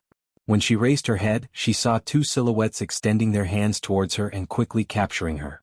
Her eyelids twitched violently and she bluffed, "How dare you? Do you know that I'm a great master?" She didn't even have the chance to resist before her mouth was gagged. At the banquet, in the middle of the night, everyone had a fake smile on their faces, which were covered by the brilliant lights. They toasted each other and it was hard to guess a person's true nature. Lu Tan and Lu Hao were chatting across the table. They were exchanging blows and secretly spying on each other. Jing Chen was sitting next to Lu Tan. In front of him was a cup of fragrant tea. He didn't like to drink, so no one forced him to. At this moment, a silhouette rushed in from the back door and went behind Lu Tan. He bent down and whispered in his ear. Jing Chen had excellent hearing. When the person was halfway through his report, he frowned and looked hesitant. After listening to the report, Lu Tan's expression changed. The smile on his face disappeared. He snorted coldly and slammed the wine cup on the table. Bang! Lu Hao frowned and raised his voice. "Ninth brother, why are you so angry?" Everyone around them noticed them and stopped drinking to look over. Lu Tan tidied up his clothes and stood up. He looked around at the guests and said while suppressing his anger, "Someone is out of control. He chose my wedding day to commit murder in the Xianchun garden. He has just been caught. I'm going to interrogate him. Everyone please help yourselves." Lu Tan wasn't very old, but he had been in the limelight recently. When he flipped out, he exuded power without being angry. Some people wanted to ask him why, but they didn't dare to ask him. Just as Lu Hao was hesitating, he saw Lu Tan turn his head and say, "This matter is related to Brother Wang. Follow me." After saying this, he stood up and left the table. After taking 2 steps, he turned around and said to Jing Qin, "Martial uncle, come with me." Jing Qin didn't say anything. He stood up and followed him. Being implicated by Lu Tan in front of everyone, a trace of displeasure flashed across Lu Hao's face. In the midst of whispers, he also left the table with the people beside him. There were a few busybodies present. After hesitating for a while, they also quietly followed. Among them was Qin Yuero, who had been waiting for Xn Lu to return. The group followed behind Lu Tan. They left the banquet hall through the front door and walked through the courtyard. On the way, Lu Hao asked Lu Tan what had happened. However, Lu Tan played dumb with him, appearing to be enduring silently and unwilling to say much. When they reached the door of the parlor at the end of the flower garden, Lu Hao, who was walking behind Lu Tan, saw the situation inside and was immediately stunned. In the room that could accommodate more than 10 people, there were 2 neatly arranged rows of chairs and tea tables on the east and west sides. There was a narrow path in the middle. Shui Rui stood with his hands behind his back under the gauze lantern. His dark green robe made his back stand tall and straight. For some reason, it was obvious that he was in a bad mood. On the chairs to the left were 2 women. It was Yu Shu, who was hugging Xn Lu and comforting him in a soft voice. In the middle of the room, 2 attendants were tying up a slender woman. Her side profile was exposed, revealing a humiliated face. It was Ji Xingxuan, who wasn't wearing a veil. Before Lu Tan could open his mouth, Lu Hao angrily said, "What are you doing? Hurry up and untie her." Shui Rui turned around and watched the group enter the room. He quickly exchanged a look with Lu Tan and said to Lu Hao, "Forgive me for not being able to comply. This woman is a murder suspect. For the sake of your highness's safety, it is better to tie her up." Lu Hao couldn't hide the surprise in his eyes. He turned to look at Ji Xingxuan. "Your Highness." Ji Xingxuan found it difficult to speak. She struggled for a moment and said bitterly, "I was wrongly accused. There was a misunderstanding." "What misunderstanding?" As soon as Xn Lu heard this, he exploded. He jumped up from the chair and glared at her with red eyes. He pointed at her and said, "You wanted to kill me. You pushed me down the stairs. You still dare to say that you were wrongly accused?" Ji Xingxuan didn't dodge. She faced the angry accusation and sneered, "It was you who wanted to wrestle with me. You accidentally fell down the stairs. How can it be that I pushed you?" Xn Lu's face flushed red. He was about to retort again, but Yu Shu pulled him back with one hand and pressed him on her shoulder. She looked at the few people who had just entered the door. Her gaze swept past Lu Hao, Lu Tan, and even Jing Chen's faces one by one. In the end, she turned around and looked at Shui Rui. "Big brother, let me say it."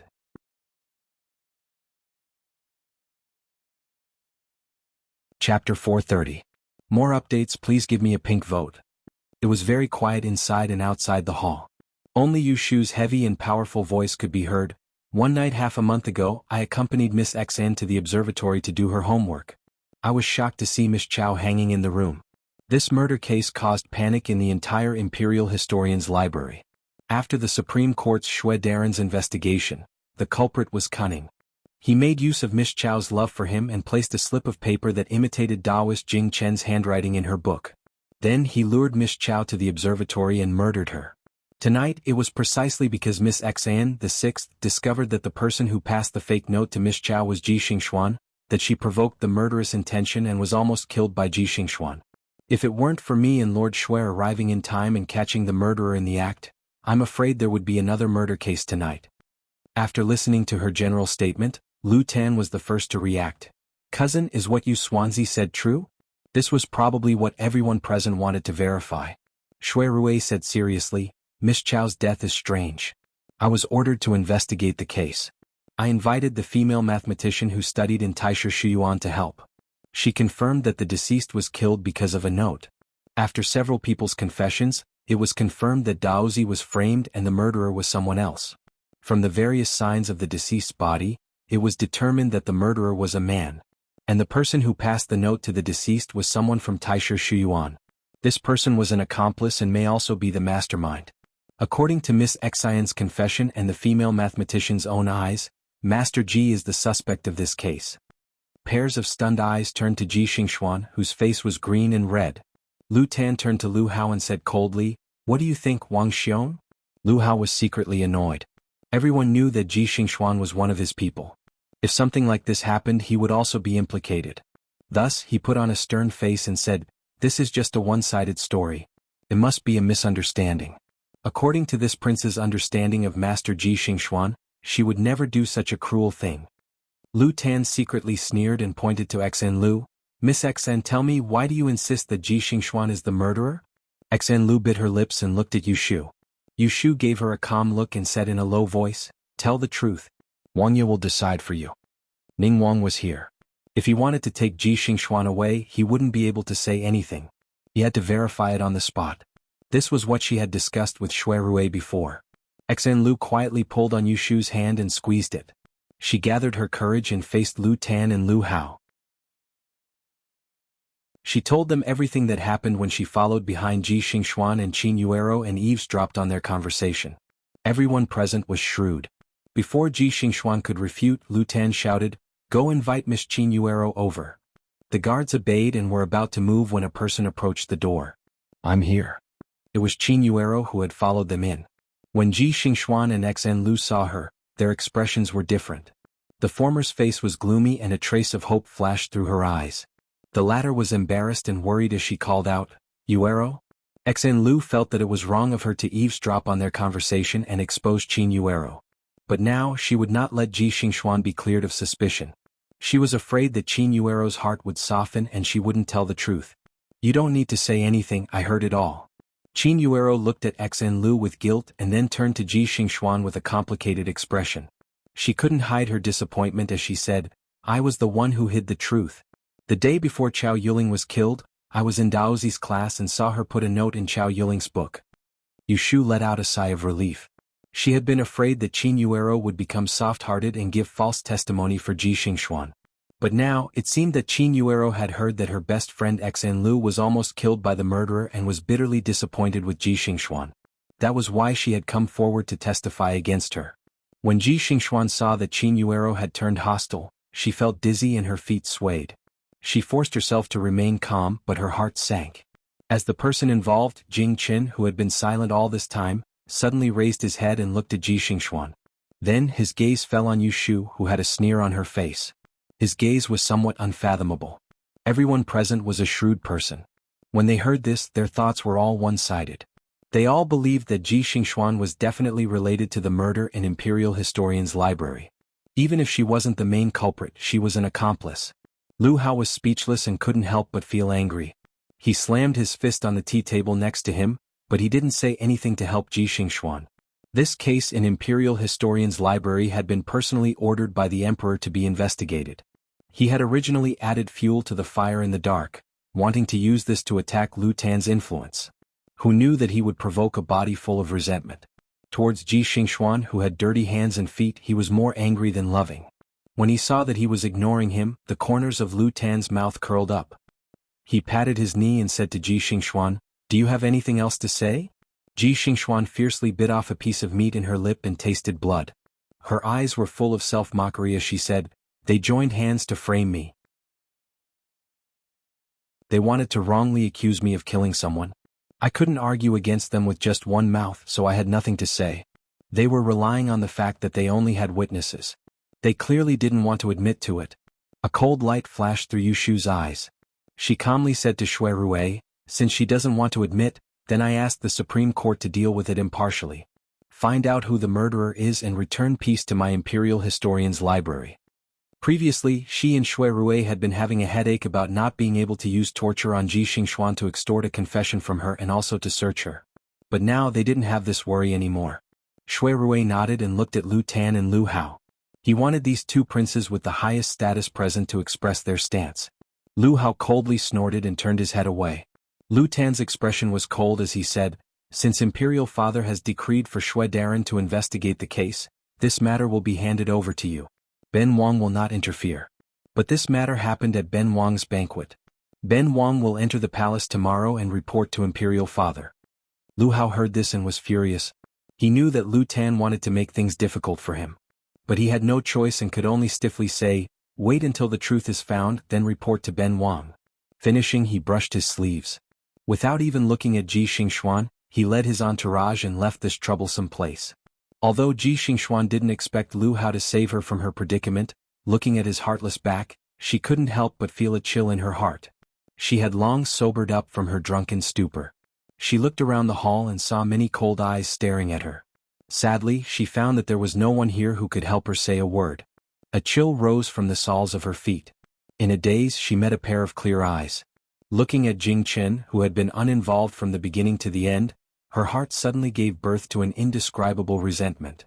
She tightly pursed her lips and her shoulders trembled uncontrollably. She closed her eyes and 2 streams of tears flowed down from the corners of her eyes. Jing Chen was slightly startled. He didn't know why, but at this moment his calm and tranquil heart was in a state of chaos. On the other hand, Yu Shu calmly looked at Ji Xingxuan, who was at the end of her rope. Once she thought about getting rid of this enemy who had been eyeing her like a tiger watching its prey, she felt a joy that she hadn't felt in a long time. That night, under Shui Rui's order, the officials arrested Ji Xingxuan and threw her into prison. That very night, they sent people to search her house and residence. They must take advantage of this opportunity to end this case. At the same time, far away in the Celestial Commissioner's, Tai Shilu, building, the man in red who was feeding the fish by the lake raised his head as if he had sensed something. He stared at the stars in the sky and stared at a twinkling star. His brows wrinkled and then relaxed. He casually threw all the bait into the lake and quickly walked to the building behind him.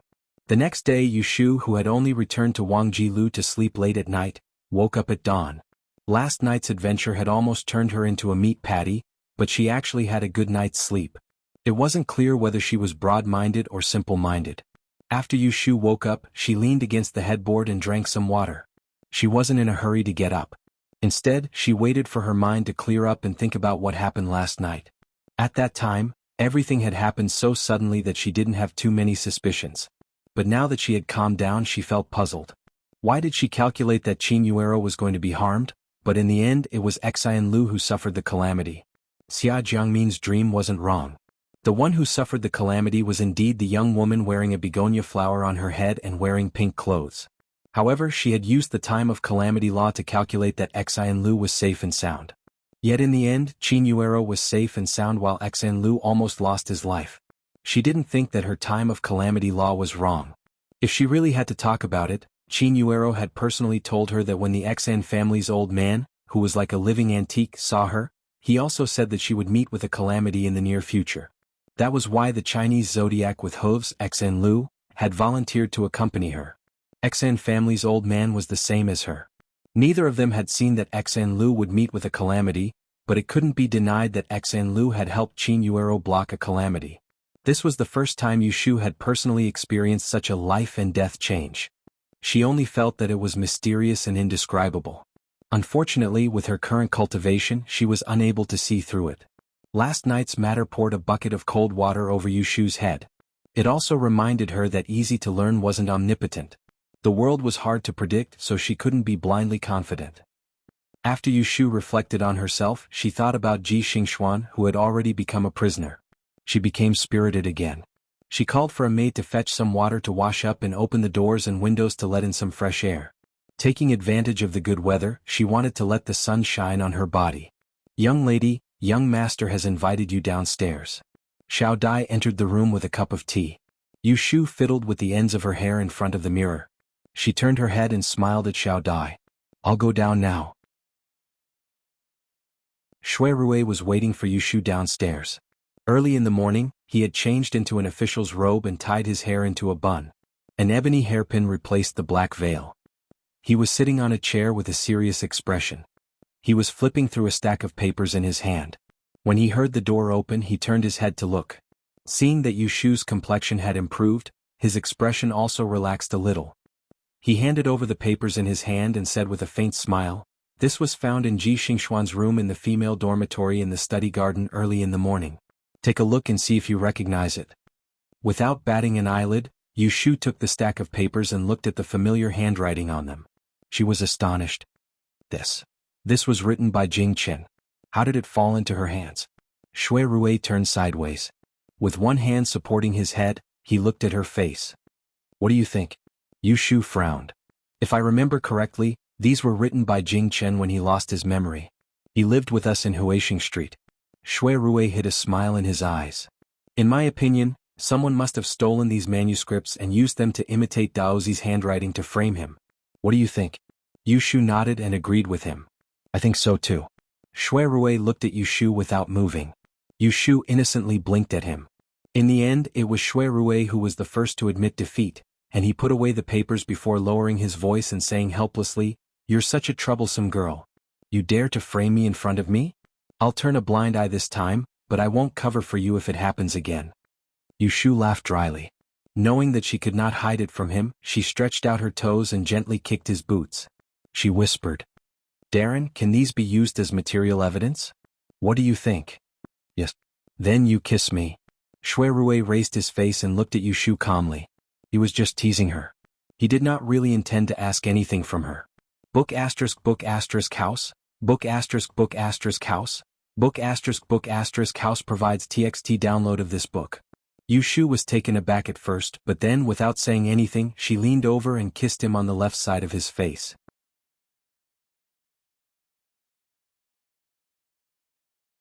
Chapter 431.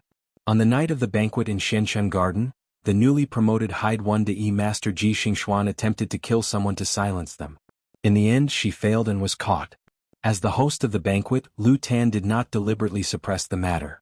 In addition, there were many witnesses that night, so the next day the entire Taisha library was abuzz with the news. Yu Shu did not go to the library today. When she was upstairs holding XN Lu, her arm muscles were slightly strained. There were many things that happened last night and she did not have time to attend to it. Early in the morning, Shui Rui ordered someone to invite the doctor to Wangji Lu. Shui Rui planned to wait until after the morning court session to enter the palace to see the emperor, so he was not in a hurry to go out. He first showed the stack of things that he found in Ji Xingxuan's room to Yu Shu to see and unexpectedly received a sweet reward. Because of Yu Shu's generous attitude, he was happy but he could not figure out what she was thinking about him. Shui Rui sat on the chair in a daze for a while. When he heard Lin Fu outside the door reporting that the doctor had arrived, he collected his thoughts and followed him upstairs. Because Yu Shu's injury was to her muscles and bones, Shui Rui specially found a female doctor from the Fengren Medical Center in the north of the city for convenience. After a careful examination, Yu Shu's 2 arms were slightly swollen and there was a large bruise on her abdomen. Yu Shu fastened her belt and walked out of the room. She happened to hear Shui Rui asking the doctor and did not miss his frowning and distressed expression. She pursed her lips and smiled. Rubbing her arms, she sat next to him and said in a light tone, "Fortunately, there are no injuries to her muscles and bones. It will be fine after applying some medicine. It's not like you don't know that my body and bones are strong. This small injury and pain is nothing." Looking at her nonchalant look, Shui Rui couldn't help but feel annoyed and a little sour. A girl's body was originally delicate, just like his sisters in the family. It would be terrible even if they were knocked or touched. But she just had to think that her body was as strong as steel. It was obvious that she was not loved when she was young. Yu Shu saw Shui Rui suddenly put on a stern face towards her and was still puzzled. She watched him send the doctor to the door and let Gui Qi follow him to get the medicine. He then turned his head towards her and said, "I am going to the palace. You stay in the building obediently and don't run around." Yu Shu didn't think about where to go, so she nodded and agreed. Anyway, Ji Xingxuan was in prison and the court would handle the case. She didn't have to worry about it. Now that she had nothing to worry about, she could eat and sleep well. After Shui Rui left, Yu Shu went back to her bed to sleep. When it was almost noon, she was woken up by Xiao Qin, saying that someone was visiting. The person who came was none other than the Assistant Minister of Works, Qiu Jiming, who had asked Yu Shu to solve a family matter a few days ago. Yu Shu had slept enough. Although her arm hurt, it didn't hinder her from seeing the guest. She invited him to the back courtyard. "Qiu Darren." The moment Yu Shu entered the door, Qiu Jiming stood up first and cupped his hands towards her. With an apologetic expression, he said, "This Qiu was tied up with many matters and came a few days late to personally thank the female oracle. My daughter has already recovered and her body is getting better day by day. It was all thanks to the oracle's guidance that she was able to survive."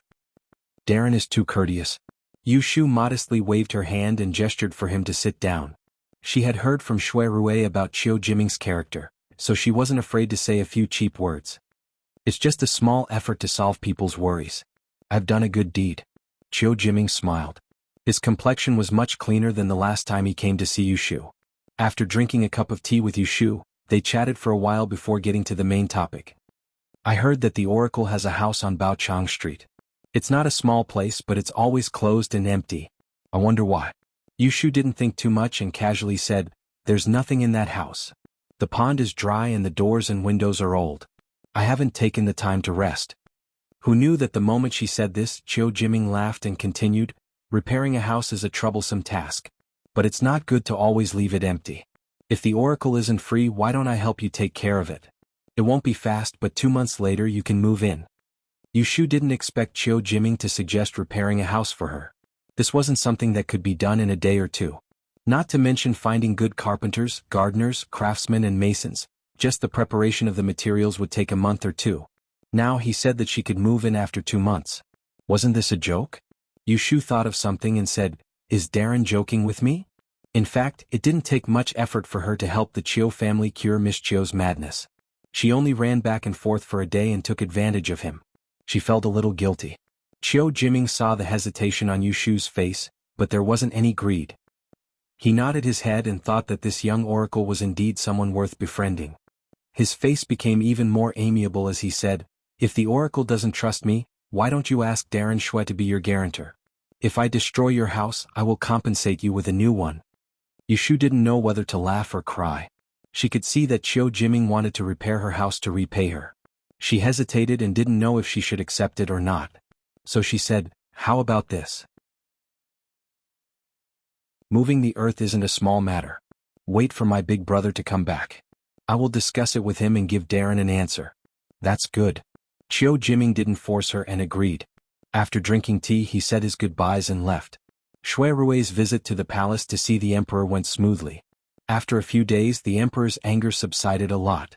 When he heard that the suspect was caught and Jing Chen was cleared of suspicion, he ordered Shui Rui to investigate it as soon as possible. As for the possibility that Ji Xingxuan might be related to the group that murdered Jing Chen, Shui Rui didn't mention this to the emperor in advance. First, it wasn't accurate. Second, he was afraid that the news would leak. After leaving the palace, Shui Rui went straight to the Supreme Court's prison. He saw Ji Xingxuan again that night and decided to interrogate her personally. It was a sleepless night. Because Ji Xingxuan hadn't been convicted yet, she didn't change into her prison uniform. She was still wearing the high-quality silk dress that she wore to the banquet last night. Her hair was messy as she sat on the wooden bed. When faced with Shui Rui's questions, she remained silent. "Who instructed you to put the note in the dead man's book? You're not going to say that you were trying to cover up the real murderer of the dead man, or that you were the one who instructed this?" Shui Rui didn't seem to care whether she answered or not. He stood in front of the isolated cell and asked one question after another, paying attention to her expression and movements. "If it was you who instructed it, then it's not strange. Your grandfather Ji Huaishan's corruption case was caused by Daozi. You have a grudge against him, so you framed him and hired a killer. Who would have thought that the whole process would be witnessed by Qin Yuero and coincidentally heard by Miss Xen? In order to cover up the truth, you wanted to silence him. In the end, you went for wool and came home shorn. You were caught red-handed. Is what I said wrong?" Shui Rui sneered and looked at the woman in the cage. He only treated her as a murderer. "Think about it carefully. If you don't plan to confess and give up your accomplices, then you are the mastermind of this case. According to the law, you should be beheaded for murdering a woman from an aristocratic family. Don't hope that someone will save you." Ji Xingxuan finally reacted. She slowly raised her head. She looked embarrassed, but her expression was cold. "You want to punish me with just a few statements? Lord Shui, do you think that I'm a 3-year-old child who doesn't understand the law? It seems that you won't shed a tear until you see the coffin." Shui Rui's face darkened. He stretched his hand to the side, and one of his subordinates took out a stack of papers and handed it to him. Shui Rui pressed them against the wooden bars and said, "These were found in your room in the Taisher library. They are all Daozi's handwriting. After investigation, Daozi lived in seclusion in the south of the city several months ago. This was the handwriting he left behind at that time. However, it was stolen by someone for copying. With this evidence, what else do you have to say?" Ji Xingxuan was stunned. She propped herself up and walked to the side of the cell. After seeing the words on the papers clearly, her face suddenly twisted. She grabbed the wooden bars and laughed wildly. "Ah, you really want to kill me? You came up with this trick to frame me? It must be her. It must be that ungrateful villain." Shui Rui naturally knew who the despicable person she spoke of was, and he didn't approve in the slightest towards Ji Xingxuan's extreme actions at this moment. When he was in Yiyang City last year, he'd seen with his own two eyes how the Ji clan mistreated Yu Shu and her younger brother, and how they'd forced them into a dead end. After he'd witnessed the Ji clan's shameless actions, Shui Rui was extremely suspicious of how this clan was thick-skinned to the point of actually thinking that they owed Yu Shu a debt of gratitude. Thinking of this, he was not in the mood to ask any more. He repeated for the last time. "Ji Xingxuan, I ask you again. Are you going to confess?" Ji Xingxuan's eyes struggled for a moment. Then she was blinded by anger. She gritted her teeth and said, "You tell that damn villain that even if I become a ghost, I won't let her go." Shui Rui suddenly narrowed his eyes and glanced at her fiercely. He turned around and left, leaving only one order. Use torture. As a law enforcer who wore a black veil on his head as long as he wore his official robe, he was never the soft-hearted one. Yu Shu waited until it was almost evening before she heard that Shui Rui had returned. She hurriedly rolled out of bed and ran downstairs while tidying up her clothes. Shui Rui didn't even have time to change out of his official robe before he was blocked by her in the living room. She watched as she chased everyone out and closed the door. She turned her head and asked him, "How was it? Did His Majesty scold you again?" Shui Rui shook his head and pointed at a chair for her to sit down. He walked to her side and poured a cup of tea. He stood in front of her and forced himself to drink 2 mouthfuls. He let out a sigh of relief and said, "This afternoon I went to the prison to interrogate Ji Xingxuan. Unfortunately, she clenched her teeth and refused to say a single word." Yu Shu slightly frowned and asked, "I knew that she was stubborn. Did you use torture?" Shui Rui nodded his head. There was a need to pay attention to torture. It couldn't be too heavy at the beginning. Otherwise, there would be suspicion of extorting a confession. Yu Shu looked disappointed. After thinking for a while, she begged Shui Rui, "Can you take me with you next time?" Shui Rui said without thinking, "No." Yu Shu hurriedly said, "Maybe I can think of a way to make her talk." She definitely didn't want to see Ji Xingxuan suffer. Well, she did have that kind of thought. This time Shui Rui was not willing to negotiate. No matter what she said, he didn't plan to take her to the prison to observe. Seeing that there was no hope, Yu Shu temporarily stopped thinking about it. Then she told Shui Rui about Qiu Jiming's visit today. She asked for his opinion. Shui Rui's attitude was more straightforward than hers. "Yes. Lord Qiu is the assistant minister of the Ministry of Works. He is best at building. Others can't even beg him with money. Since he took the initiative to propose it, you would be stupid to refuse." Yu Shu said embarrassedly, "Isn't this too much of an advantage?" Shui Rui looked at her with a strange look. He didn't pay attention and said what was on his mind. "When did you learn to be so thin-skinned?" Yu Shu's face was slightly red. She forcefully glanced at Shui Rui.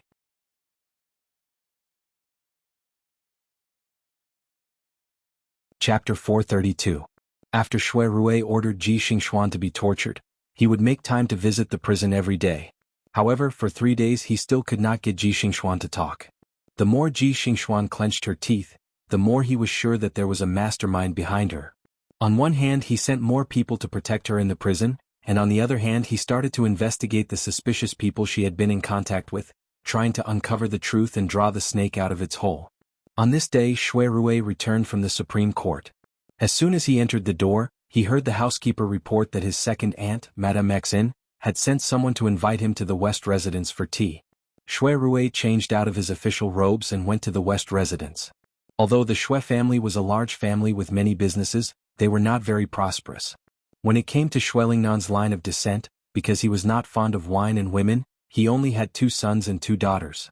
It was unknown whether it was fortunate or unfortunate that one of his 2 daughters became the Xiang princess consort and the other became the Gui Fei. However, the eldest son passed away when he was young, leaving only Shui Rui, who was raised by Shui Lingnan's side. The second son was born by Shui Lingnan's concubine. After the death of the eldest son, his name was transferred to the legal wife. Now he was an assistant minister in the Ministry of War and married a young lady of the Xian family, who was Shui Rui's second aunt, Madame Xin. The Xian family had 1 son and 2 daughters. This married woman was clever in handling matters and managed Assistant Minister Shui's inner courtyard in an orderly manner. Since a young age she had been kind to Shui Rui, the first grandson of the eldest branch. However, for some unknown reason her only son, Shui Guangshu, always did not get along with Shui Rui, his eldest cousin brother. The assistant minister's mansion was next to the minister's mansion, so it was often referred to as the West Mansion. The moment Shui Rui stepped through the front door, a quick-footed servant boy immediately ran inside to report his arrival. By the time Shui Rui passed through the parlor, the two personal maids of Madame Xn had already come over to greet him. When Shui Rui saw Madame Xn, she was embroidering a sachet in the garden. There were several finished products in her basket. When she saw her nephew, she stopped her needlework and pointed at the stone block, inviting him to sit down. "Second aunt, are you looking for me?"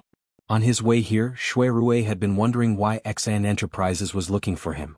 No matter how he thought about it, it must be because of the lot drawing incident in Shencheng Garden a few days ago. Sure enough, Xan sure smiled at him. Her curved eyes looked very friendly. She poured a cup of tea for him and asked without beating around the bush, "Yesterday, I went back to my mother's house and heard from my two brothers that my little niece was almost pushed out of the building at the 9th Prince's banquet. Fortunately, you saved her. Your second uncle of the Xan family wanted to hold a feast to thank you for such a great favor, but he was too shy, so he sent me here to ask first." This was the beauty of Madame Xian's character. Although she was Shui Rui's elder, she never put on airs in front of him. Even if it was a small matter, she would not make decisions for Shui Rui. Shui Rui took a sip of tea and shook his head. "Second aunt, you may not know this, but the 6th miss of the Xan family was not saved by me. I don't dare to hold a feast to thank you." This was the truth. If it were not for Yu Shu who ran fast and took the risk to pull Xan Lu, she would have fallen down the building in time. Madame Xian was not surprised. Instead she said, "I know about this." At that time, the female fortune teller was also present. "I heard that she was the one who pulled her back first. My brother and sister-in-law must thank her. Brother Rui, you don't have to worry too much. So I will tell you the truth. Your uncle of the Xian family knew that you were in charge of this case, so he wanted to do something to make sure that the murderer who dared to harm our daughter didn't get away with it." Shui Rui said, "There is no need to hold a feast to thank you. Second aunt's family is also part of our family. This will make us seem distant. Second aunt, don't worry. This case is under the orders of the emperor. I dare not be careless." Madame Xn saw that she could not persuade him, so she rolled her eyes and said a few words to get over it. She took out a freshly embroidered sachet from the sewing basket and gave it to him. "Last time I saw that the corner of your embroidered sachet was rubbed off, so I sewed a new pattern for you. You know that I like to think of these things to kill time. I dare not say about other things, but in terms of needlework, there is no one in the two families who is better than me." Shui Rui accepted the sachet with a smile. Madame Xn did not wait for him to open his mouth and shooed him away first. "You have a lot of things to do. Go busy yourself. If there is any movement in this case, don't forget to tell me." Shui Rui agreed and left with the sachet. When he was out of sight, Madame Xn turned her head and waved towards the east side of the pavilion. A middle-aged woman with a stout appearance walked out from behind a tree. She dusted off the corner of her dress and walked up to the pavilion. "Sister-in-law, you heard it? It's not that I don't want to matchmake my family, it's that he doesn't have the intention," Madame Xn said to her second sister-in-law, Ho Shi, with a helpless expression. Ho Shi said unhappily, "Why can't I see it? You didn't even mention our Fei-Fei. Even if this young master has the intention, who can see it?" Madame Xn rolled her eyes and said, "Sister-in-law, think about it. If he really has the intention, wouldn't he rush to say yes when he heard that older brother is inviting him to a feast? Why does he have to refuse again and again?" Ho Shi thought for a moment and felt that this was the case. Her expression couldn't help but become dispirited. Xan Shi saw this and dismissed the servant girls. She advised in a small voice, "Let me tell you something. Old Master Shui has plans to marry into the Count's household. Although it hasn't been decided yet, I don't think it's too bad. Sister-in-law, don't be so muddle-headed and drag down your niece's status for no reason. Do you think it's impossible for this to reach the ears of the old master in the end and catch his eye, and then give Fei-Fei to eldest young master as his second wife? It's not like you don't know that eldest young master originally wanted Princess Shang, but that incident still happened." When she said this, she suddenly stopped. Seeing that Ho Shi was engrossed in listening, she hurriedly interrupted. "In short, not everyone can be the daughter-in-law of the eldest grandson of the Shui family." When Ho Shi heard her say this, she was slightly regretting her rash actions. She grimaced and said, "It's not that I'm greedy, but I only have this precious daughter. I want her to marry well and be able to help her brother in the future. Wasn't that Dr. Shui locked up in the inner compound because he cursed eldest master to death? I thought that he didn't have a mother-in-law to control him, and I heard you say that eldest young master's room was clean. I thought that this was a good thing to increase the relationship, so I had this idea. If it's really like what you say, I won't touch it. Xan Shi could hear that she had changed her mind and hurriedly said a few more words to stop Ho Shi's thoughts. Shui Rui left the West Manor and walked towards the East Street. He didn't walk far before stopping. He beckoned at the side of the road. A half-grown boy ran out from the alley and came over to Fawn. Eldest young master, third young master went out to drink with the ladies last night and hasn't returned yet. And who came to the West Manor during the day? Replying to you, this one saw the second mistress of the Xan family come. When did she leave? I don't think I saw her. Shui Rui rubbed his chin and thought for a moment. He could roughly guess why Xan Shi asked him to come today. He couldn't help but shake his head and laugh. He said to the boy, "You go. I'll have a safe trip." For the past few days, Yu Shu listened to Shui Rui's words and did not run around. She only applied plasters in the Wangji Tower, drank some soup and recuperated in peace. The swelling on her strained arm quickly subsided. In the middle of the afternoon, she was lying on the patio with her legs crossed, eating a special pumpkin from Wangji building. Young Madame Bai was sitting on a stool next to her, playing a light and cheerful tune according to the song she picked. While she was enjoying herself like this, she heard the sound of footsteps coming from upstairs. Sis. Yu Shu put down the melon skin. There was still a black melon seed stuck on the corner of her mouth. She saw Yu Xiaoxiu open the curtain and run in with a panicked face. Behind him was the fat man Lin Fu, who was panting. Xiaoxiu. Yu Shu quickly sat up, wiped her mouth and said, "Why are you here?" Yu Xiaoxiu pressed his chest and shouted breathlessly, Mother is gone." When Yu Shu heard this, she didn't feel surprised or panicked. She had long found that she couldn't live a peaceful life for a few days, and then there would be trouble around her. What happened? Don't worry, come and sit down. Yu Shu pulled him to her side and gave Lin Fu a look, signaling him to go back to his work. Before Yu Xiaoxiu could even catch his breath, he hurriedly told her what had happened. Today was Baichuan Academy's rest day. Because Yu Shu hadn't been home for a while, Yu Xiaoxiu couldn't see Aunt Chui. He wanted to go and see her, so he told Zhao Hui and asked Lu Zhong to drive him to the small courtyard where Aunt Chui lived. Who would have thought of the place? The servant woman who stayed in the courtyard to boil water and cook told him that Aunt Chui and servant girl Xiang Sui hadn't come back for several days. The servant woman was bought by Yu Shu from the supply house. Seeing that her master didn't come home, she was anxious but had nowhere to look for Yu Shu. She didn't know where she lived, so she could only wait in the small courtyard. Yu Shu listened and frowned. She asked, "Are their clothes and luggage still there?" If Yu Xiaoxiu hadn't reminded her, she would have almost forgotten about Aunt Chui. It seemed that she hadn't visited her since the Dian list was released. I went into the room to have a look. Her clothes were all there. The old maid said that mother went out in the morning 3 days ago with Xiang Sui and never came back. Sister, where do you think mother went? Did the Ji family send people to take her back? Ji Yunshu asked. Yu Xiaoxiu was too worried and didn't ask the servant woman who cooked carefully. So, he didn't know after Yu Shu asked a few questions. Yu Shu thought that she had arranged Aunt Chui in a remote place. With the power of the Ji family in Anling City, they wouldn't be able to find her and the possibility of being taken away by them was not high. But when she thought of how troublesome Aunt Chui was, she was afraid that something was wrong with her and she went back by herself. Sister. Yu Xiaoxiu pulled Yu Shu. In addition to worry, there was also a little pleading on his face, as if he was afraid that Yu Shu wouldn't care about it. Seeing this, Yu Shu patted him on the shoulder and comforted him. Don't be afraid. I will go back to my room to have my fortune told and see if mother is safe. Yu Xiaoxiu nodded hurriedly. He still remembered clearly the whip that third Master Ji gave him. It was like peeling off his skin. He was really afraid that Aunt Chui would also be beaten like that if she was taken back. Yu Shu went downstairs with Yu Xiaoxiu and went to the study to calculate the 8 characters of Aunt Chui with the law of time. The result made her secretly relieved, but she couldn't help wondering.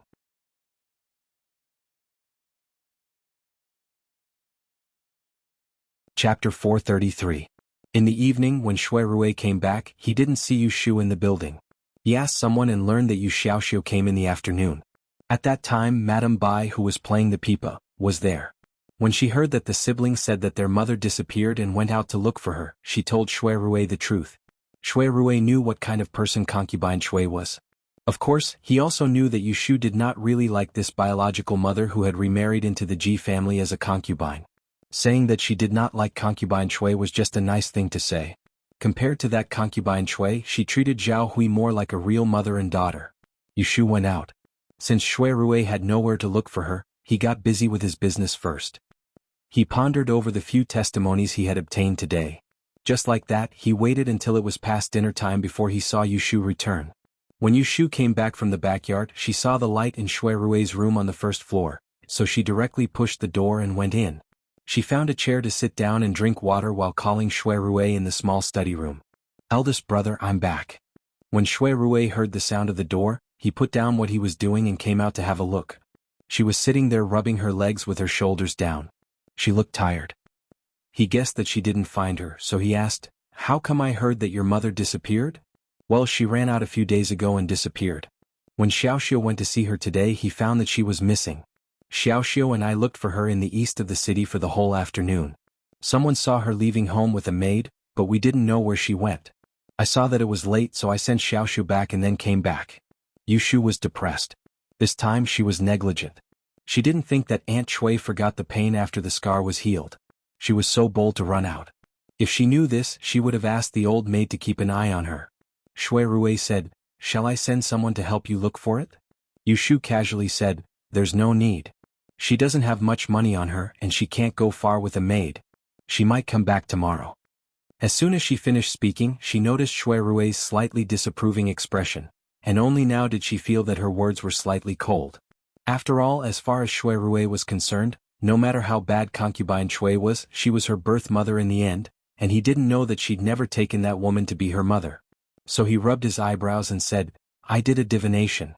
She's fine now. She'll be safe for the next few days." In fact, she was thinking too much.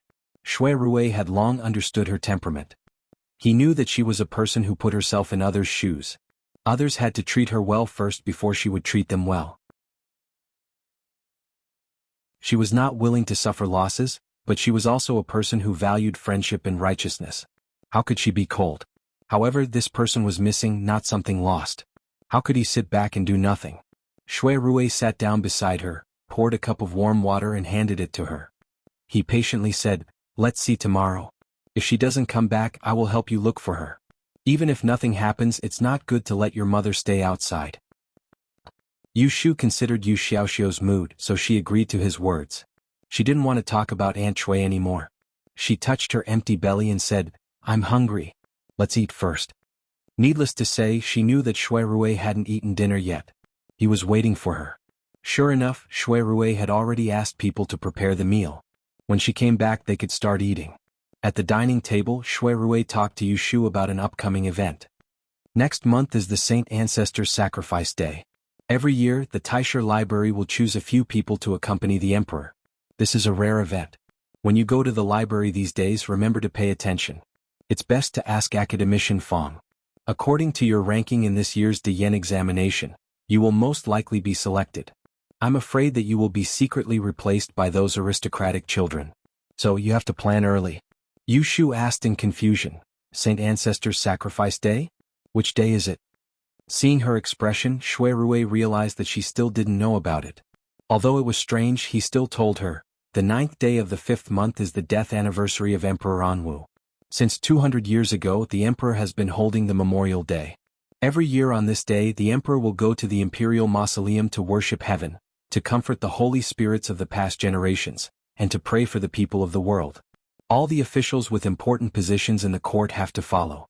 The Saint Ancestors Sacrifice Day is organized by the Celestial Commissioner. Of course, the Taisha Library is also a part of it."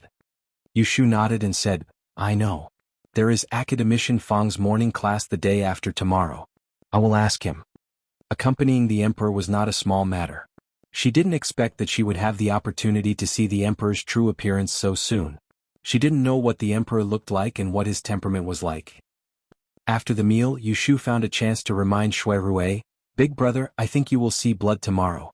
Stay away from those sharp corners. Swords don't have eyes. You should avoid them, okay?"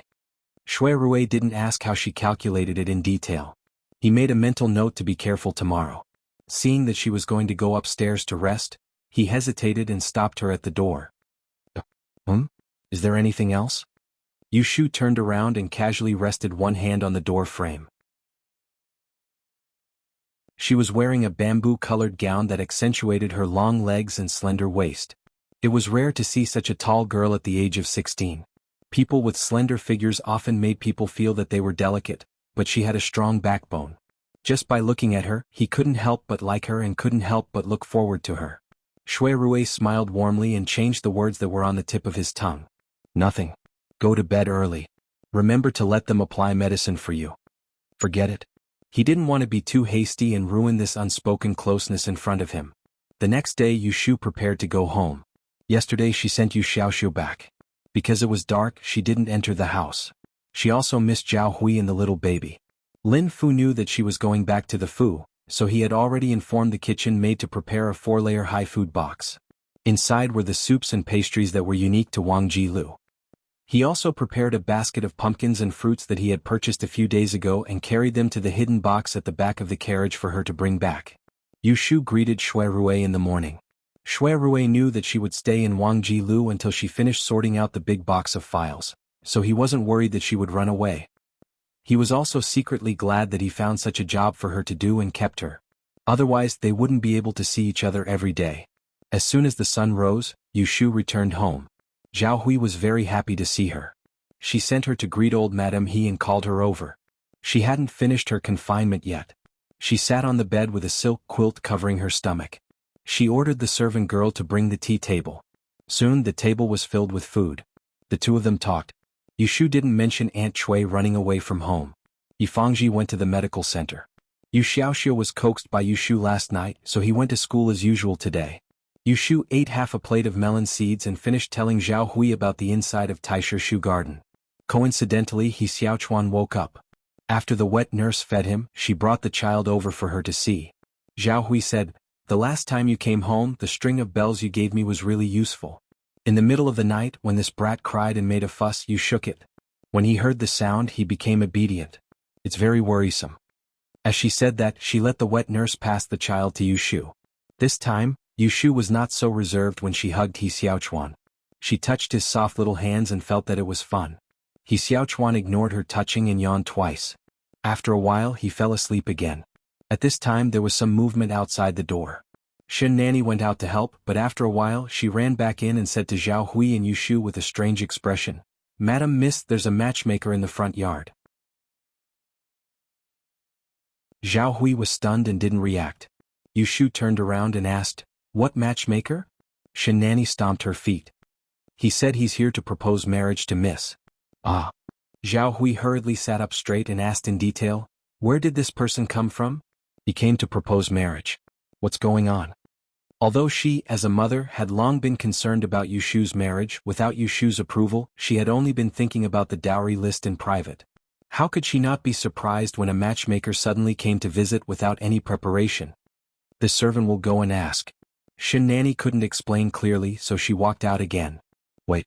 Yu Shu carried He Xiaochuan to the wet nurse and said to Zhao Hui, "Mother, I'll go to the front to take a look." Zhao Hui wanted to say that this matter wasn't suitable for a girl like her, but her body wasn't well, so she couldn't send old Madame He out, so she could only let her go.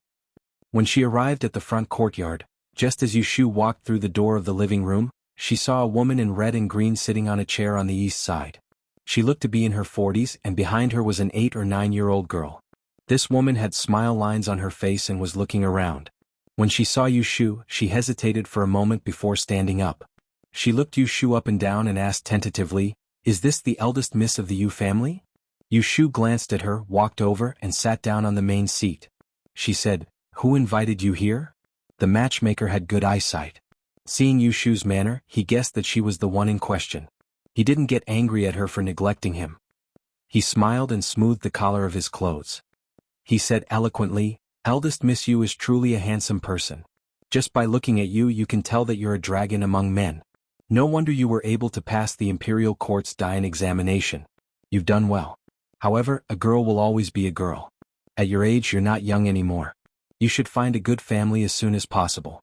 A commoner isn't worthy of an intelligent person like you. Only someone born into an official's family can be a match." Assistant Minister Yin's third young master is talented and good-looking. He's just 2 years older than you and he's a good poet. He's skilled in both literature and martial arts. Who knows how many people want to curry favor with him. It's rare that his wife has taken a liking to you. You're lucky. You need to know that an ordinary family can't enter an official's family. Yu Shu listened to the matchmaker's rambling for a long time. She only understood one thing. This person was sent by the Assistant Minister Yin's residence to propose marriage. He wanted to be her matchmaker. That's enough. Yu Shu interrupted the matchmaker's endless flattery of the third young master of the Yin family. She frowned and said, I don't agree to this marriage. Go back and report it. This was the first time Yu Shu had encountered a matchmaker. She wasn't angry but she was impatient. The matchmaker abruptly stopped talking and looked suspiciously at Yu Shu. He said, You can't say it like that. This is the matchmaker's suggestion and the order of your parents. Your wife has readily agreed to it. That's why the lady of the assistant minister sent me here to say this. Why is eldest miss unwilling? Hearing this, Yu Shu was confused. Her expression changed slightly. My wife. Which one are you talking about? The matchmaker unhappily said, Who else? Of course it's eldest miss mother.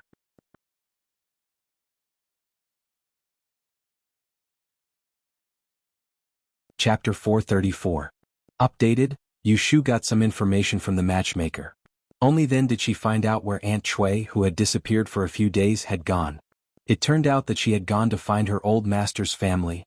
There was a story behind this. Before Aunt Chui married Yu's father, who came to the capital for the imperial examinations, she worked as a maidservant in Assistant Minister Yin's family. Unfortunately, she was the maidservant who had just entered the residence of the assistant minister's wife and somehow hooked up with Yu's father, who was living in the Yin residence. When the assistant minister's wife found out, she was already pregnant. When this happened, the master of the family was embarrassed, so he gave Yu's father some money and sent Aunt Chui to be his wife. Then he sent the two of them away from the capital. After that, there were Yu Shu and Yu Xiaoxiu. Yu Shu remembered that she once heard Aunt Chui's maidservant, Xiang Sui, mention that Aunt Chui had the intention to find an old friend. At that time she didn't pay much attention to it. She thought that Anling City was so big and Aunt Chui couldn't even find an old friend. Who would have thought that a blind cat would run into a dead mouse and she really found out about it? This matchmaker didn't know much, but Yu Shu guessed that Aunt Chui, who didn't go home, must be staying in the assistant minister's residence. Otherwise, how could she find such a good thing for her? Yu Shu thought about what kind of family this assistant minister Yin was. The current left prime minister's surname was Yin, so this assistant minister Yin might be a relative of the prime minister's residence. If they were really a family, Yu Shu didn't want to get involved. What kind of family was the Yin family? Prince Ning Lu Hao's biological mother, Consort Shu, was the legitimate daughter of the prime minister's residence. Gritting her teeth in anger, Yu Shu drove the matchmaker away with a dark face. She didn't care that the matchmaker would go back and talk nonsense because she had decided to go to the Yin residence to fetch Aunt Chui. Before noon, Lu Zhong drove the carriage to the street in front of the main gate of Assistant Minister Yin's Fu. Getting off the carriage, Yu Shu raised her head and glanced at the plaque above the gate. After confirming that she had not come to the wrong place, she walked past the two stone lions and went up to knock on the door. She formally handed over her name card, using her identity as Shifu Yi. She claimed that she had come to take her mother home. The concierge went in to announce her arrival. After a long while he came out and politely invited her in. Yu Shu was invited to a tea room and she waited for an hour. When the concierge went in with Yu Shu's name card to report, the news reached Madame Yin, who was picking clothes in the backyard. Coincidentally, the matchmaker who had gone to Yu Shu's house to propose marriage in the morning was imitating her. The matchmaker had suffered a setback at Yu Shu's hands, so when he came back, he naturally didn't have anything good to say. Madame Yin was very angry when she heard that. She secretly thought that Yu Shu didn't know how to appreciate favors. When she heard that the matchmaker had come, she immediately ordered a servant girl to fetch Aunt Chui, who was temporarily living in the West Wing and was provided with good food and drinks by her. While they were talking, Aunt Chui entered the big room, her eyebrows and eyes full of joy. Not long ago, she had found the whereabouts of her old master and heard people talking about the female fortune teller on the street. At that time, she didn't know that it was her own daughter. Later, she and Madame Yin talked about old times and didn't tell her that she had remarried to the Ji family. Instead, she deliberately bragged about Yu Shu, claiming that her daughter had passed the examination for Shifu Yi. Madame Yin was more cautious and sent someone to find out. What she found out was that the servant girl whom she had sent away had given birth to a daughter, and it turned out to be the female fortune teller who was in the limelight at this year's Dian examination. That night, Madame Yin discussed this matter with Assistant Minister Yin. At first she didn't think of marrying this daughter-in-law. Coincidentally, the next day the third young master of the Yin family fought with someone in the brothel for a prostitute. He injured his leg in a fight and was carried back. Assistant Minister Yin threw a tantrum, and Madame Yin then set her sights on Yushu. Speaking of which, the third young master of the Yin family could be considered a good person. At the age of 13 or 14, he had started fooling around with the servant girl in his room. Now, at the age of 17 or 18, he had visited all the brothels in Anling City. He was born to be a lecherous ruffian and had a bad reputation. Therefore, although he put on a good show, he couldn't find a suitable marriage. Of course Aunt Chui didn't know about this. When she heard that Madame Yin wanted to marry her, she couldn't be happier. She didn't plan much for Yushu and agreed immediately. However, she also knew that Yushu wouldn't listen to her, so she didn't dare to make a guarantee in front of Madame Yin. Instead, she lied that Yushu was staying at her godmother's house and had to send a matchmaker to plead for her. Madame Yin didn't understand.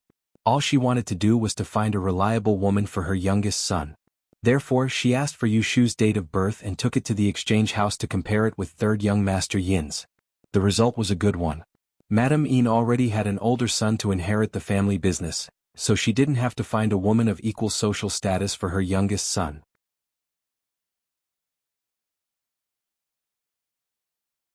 She was also satisfied with Yushu's identity as a fortune teller. That was why the matchmaker came to Zhao Hui's house today. Did Madame want to talk to me? Aunt Chui thought that since she was Master Yi's mother, she was no longer a maidservant. Therefore she spoke with some confidence. However, because Madame Yin had treated her nicely for 2 days, she didn't know what to do. After entering the house, she consciously found a chair and sat down. She turned her head to look at the high-quality cloth stacked on the table. Her vision blurred and she reached out to touch it. She said enviously, "Are you going to catch up with Ji's tailor?" Madame Yin turned her face away and snorted coldly. It was only then that Aunt Chui realized that she was unhappy. Therefore she withdrew her hand and smiled awkwardly. "What's wrong, madam?" Madame Yin gave a look. The clever matchmaker at the side pouted and walked forward. She told Aunt Chui about how she had suffered in front of Yushu.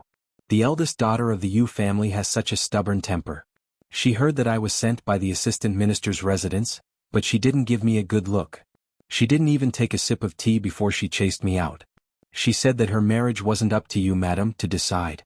What is this? I, matchmaker Zhang, have been in the business for many years. This is the first time I've met such a disrespectful girl. How did Madame Yu teach her daughter? Aunt Chui was embarrassed by her words. She blushed and twisted the silk handkerchief that Madame Yin had given her yesterday. She scolded, "That unfilial daughter. I spent so much effort on her, but in the end she didn't even live up to my expectations. Why should I make plans for her? Why should I?" As she spoke, she began to cry. Madame Yin impatiently rolled up her sleeves and slammed the teacup on the side. With a bang, Aunt Chui hiccuped and stopped. She stared at Madame Yin with tears in her eyes. Madame Yin already had an idea in her heart. She deliberately said coldly, "Just now, the gatekeeper said that your eldest daughter has come to the door and is waiting in the front hall to take you back. You should quickly pack your things and leave with her. Don't go back and say that I'm not human." Aunt Chui hurriedly said, "Madam, what do you mean? Didn't we agree to marry?" Madame Yin said angrily, "You can't make the decision for your daughter. What you said is useless." Aunt Chui looked embarrassed. She was embarrassed because she had lost face in front of Madame Yin. She was angry because Yushu wasn't filial to her. After thinking about it, she couldn't bear to cling to this marriage and the betrothal gift that Madame Yin had promised her. So she gritted her teeth and threw her fear of Yushu aside. She said to Madame Yin, "Madam, don't worry. I'll go and persuade that silly girl. She comes from a small family and doesn't know anything. Madam, please don't be offended. When I explain it to her, she will happily accept this marriage." Madame Yin was putting on airs and wanted her to go back and persuade her. She only looked better when her goal was achieved. She nodded and said, "Okay, go and tell her. Come back and tell me later."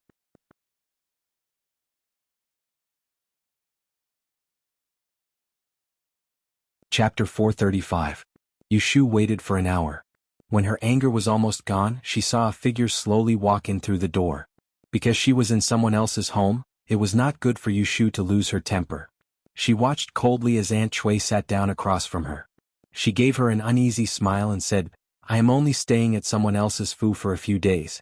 Why did you come looking for me?" "Since you know that this is someone else's fu," Yushu said patiently, "then quickly return with me." "Ah, there is no rush." Although Aunt Chui had promised well in front of Yin Foreign, when she was in front of Yushu, she still had a guilty conscience and was short of breath. She fidgeted for a bit and saw that Yushu did not seem to plan on losing her temper with her. She then gathered her courage and said, "This Yin family's assistant minister's Foreign was originally mother's old mistress. Back then I had followed your father to wander to Jiangnan. Now that I have returned to Jing, it was difficult to find a home. Foreign remembers old affection and heard mother say that you are a good person. She wants to discuss marriage with our family and betroth you to the third young master of the Yin family. This marriage is something that cannot be found even with a lantern. You know how generous the Yin family is. Just the betrothal gift is enough for Xiaoxiu to live comfortably for the rest of his life. I heard that the matchmaker came but was chased out by you. You muddle-headed child, you really don't know what's good for you. In the end, mother is still planning for you and Xiaoxiu." The more Aunt Chui spoke, the more confident she became. In the end, she even angrily scolded Yushu. Yushu just knew that she was a pushover. She actually had the nerve to covet the betrothal gift that was out of nowhere in front of her. She immediately snorted coldly and interrupted her mumbling.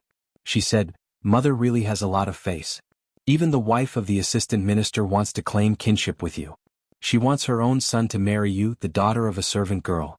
This is not a match. Don't you fear people will laugh at you if this gets out?" Concubine Chui was not convinced. She raised her head and grumbled unhappily, "So what if I'm a servant? You're still the meat that fell out of my belly. You're still Master Yi. Can you find a second child like me in the entire capital?" Yushu snickered and went straight to the point. "It seems that you still have some self-awareness. You know that if it wasn't for me working hard, why would he look at you, a maidservant, and look at me, the daughter of a maidservant?" Concubine Chui was immediately beaten back to her original state. Her face quickly turned red and she looked at Yushu with a sneer. Seeing the disdain in Yushu's eyes, Concubine Chui didn't know where the courage came from. She pointed at Yushu and said angrily, "No matter what, I have already agreed to this marriage. I gave birth to you and raised you. I am your biological mother and you are my biological daughter. Your father died early, so this marriage is naturally decided by me. I cannot tolerate your unreasonable pestering and spoiling the good things." Yushu had long known that Aunt Chui was a short-sighted and unreasonable person. She thought that being the mother-in-law of the son of the assistant minister was a great thing. How could she have known that Yushu, a female fortune-teller who was ranked third in the two rankings, could now be on equal footing with a fifth-ranked official just based on her rank? If they really talked about marriage, who knew who would benefit from it? The Yin family was also unreasonable. They pretended to be muddle-headed and thought that they had Aunt Chui in their hands. They wanted to trap Yushu, a live fish. Yushu's heart was clear. How could she tolerate this? Yushu also didn't intend to reason with Aunt Chui. Seeing that she was confused, she glanced at the maidservant guarding outside the door and sneered loudly, "When Xiaoxiu and I were killed, why didn't mother remember that I was your biological daughter? Don't be afraid of being laughed at by others. My marriage is a big matter and you really can't make the decision. You don't have to worry about Xiaoxiu either. He has me, his sister, to worry about him. If you are really satisfied with the Yin family's marriage, then I will prepare a dowry for you. You can marry here yourself." After she finished speaking, she stood up and brushed her sleeves. She was about to walk out, not worried that the two maidservants with strange expressions would go back and repeat her words. You unfilial daughter." Aunt Chui was so angry that her mouth became crooked. She wanted to scold someone but she showed her timidity. She could only point at Yushu and yell. Yushu couldn't be bothered with her. She stopped at the door and casually said to one of the maidservants, "Go and repeat what I said just now from your madam. Just say that I, Yu Swansea, said it myself. If she really wants my widowed mother to be her daughter-in-law, then send someone to the Wangji Tower in the north of the city to inform me. I will prepare the dowry in advance." Yushu rolled up her sleeves and left.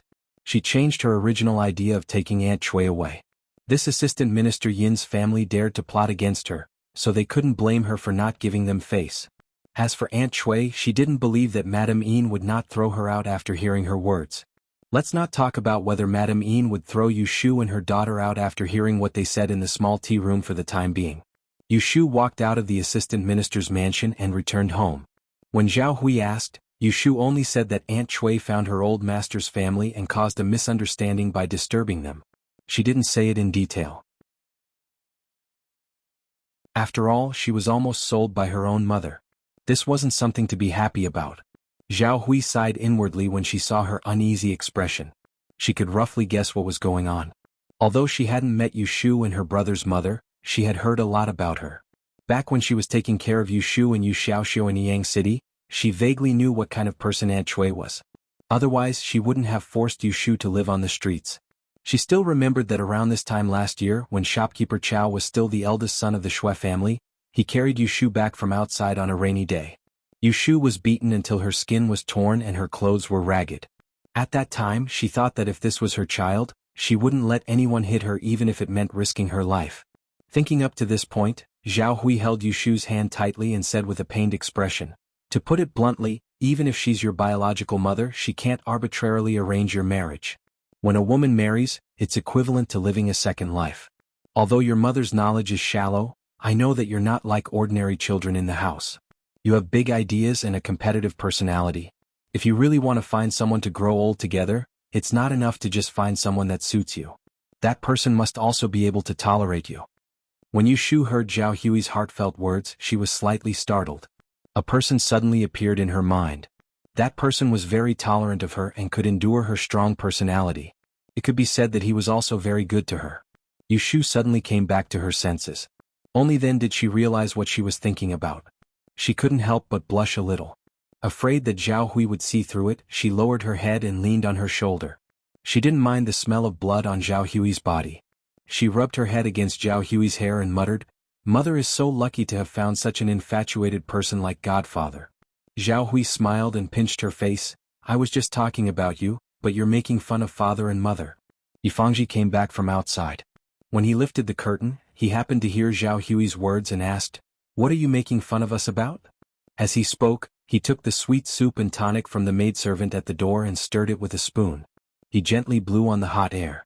Yu Shu looked at his actions and said with a smile, "I was just saying that Godfather and Godmother are so loving and enviable." Zhao Hui and He Fangji were not young, but they were both thin-skinned people. For a moment they were embarrassed by her words. They laughed and scolded her before chasing her out. Yu Shu walked to the courtyard and turned her head to look at the afterglow of the setting sun on the wall. Her brows were shrouded with a touch of melancholy. She wasn't just making fun of them, but she really felt envious. Zhao Hui and He Fangji had gone through a lot of hardships to be able to enjoy such a happy life today. But in this world, how many men and women could either not go through thick and thin together, or they could not share the riches together? When their love was strong, they would make undying vows. When their love was thin, they would frown at each other. In the end, they would become a pair of infatuated men and resentful women. This was also the reason why she had always seen Shui Rui take great pains to treat her, but he refused to nod his head. In the end, she was afraid. She was afraid that this bosom friend in front of her would one day become a heartless man and make her sad again. It was just like how she had treated Jing Chen. She had once dug out her heart and lungs, but all she got in return was a sentence saying that their fate had come to an end. All the good things that had happened before had turned to smoke in the blink of an eye. No matter how helpless he was, he could not hide his ruthlessness towards her. In this life, she had a good time and she didn't want to waste it. She had once thought of finding a decent man and walking down the road, but she hit a wall with Jing Chen. Unknowingly, she became indifferent to the feelings between men and women.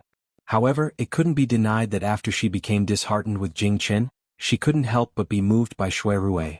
That was why she turned a blind eye to his methods of getting close to her, and acquiesced in this ambiguous relationship. Such a smart and far-sighted man, gentle and considerate, and sincerely trying to please her, how many women could not be moved? Yu Shu raised her hand and gently brushed her lips. She could still remember the kiss that made her heart beat faster that night, as well as that night in Shencheng Garden, the person she blurted out at the critical moment. She almost fell headfirst into it, but she calmed down and seriously considered her relationship with Shui Rui for the first time. She always felt that for her to take the initiative to take that step, she was still lacking something. What was still lacking? A trace of thought appeared in Yu Shu's eyes, and she hesitated in her heart. Yu Shu waited until Yu Xiaoxiu came back and told him that Aunt Chui was a guest in someone else's house, so that he could study in peace and not worry. Yu Xiaoxiu naturally wouldn't doubt the truth of Yu Shu's words. He only needed to know that Aunt Chui was fine. After the family had dinner, the sky was dark. Because of the matter at dusk, Yu Shu didn't know how to face Shui Rui when she returned to Wangji Lu, so she asked Yun Do to make the bed and prepared to stay for the night. At least she didn't forget to send someone to Wangji Lu to send a message, so that she wouldn't be worried if she didn't return. At night, Yu Shu lay flat on the new bed that Zhao Hui asked people to change and closed her eyes to sleep. She heard a small movement by her ear. She turned her head and saw a furry little thing climbing onto the bed, moving to the side of her pillow, and lying down with its butt in the air. She hadn't seen Kim Bao for many days, and it was rare that Yu Shu didn't dislike it for being dirty and didn't throw it away. She looked at the little yellow feather for a while and muttered with some disgust, "Why are you fat again? How many good things did you steal from the kitchen?" Kim Bao opened its small black bean-sized eyes, half-squatted, lazily twisted its direction, and lay down again with its butt facing her. Yu Shu endured it and didn't reach out to throw it out. You're tuning in to the Han Li's Wuxia Chronicles YouTube channel. We're so grateful for your support, and don't forget to subscribe to join us on this incredible journey through captivating stories. Your generosity through donations truly makes a world of difference, as it's the primary source of revenue that allows me to expand and enhance this channel for you. Thank you from the bottom of my heart for being a part of this adventure.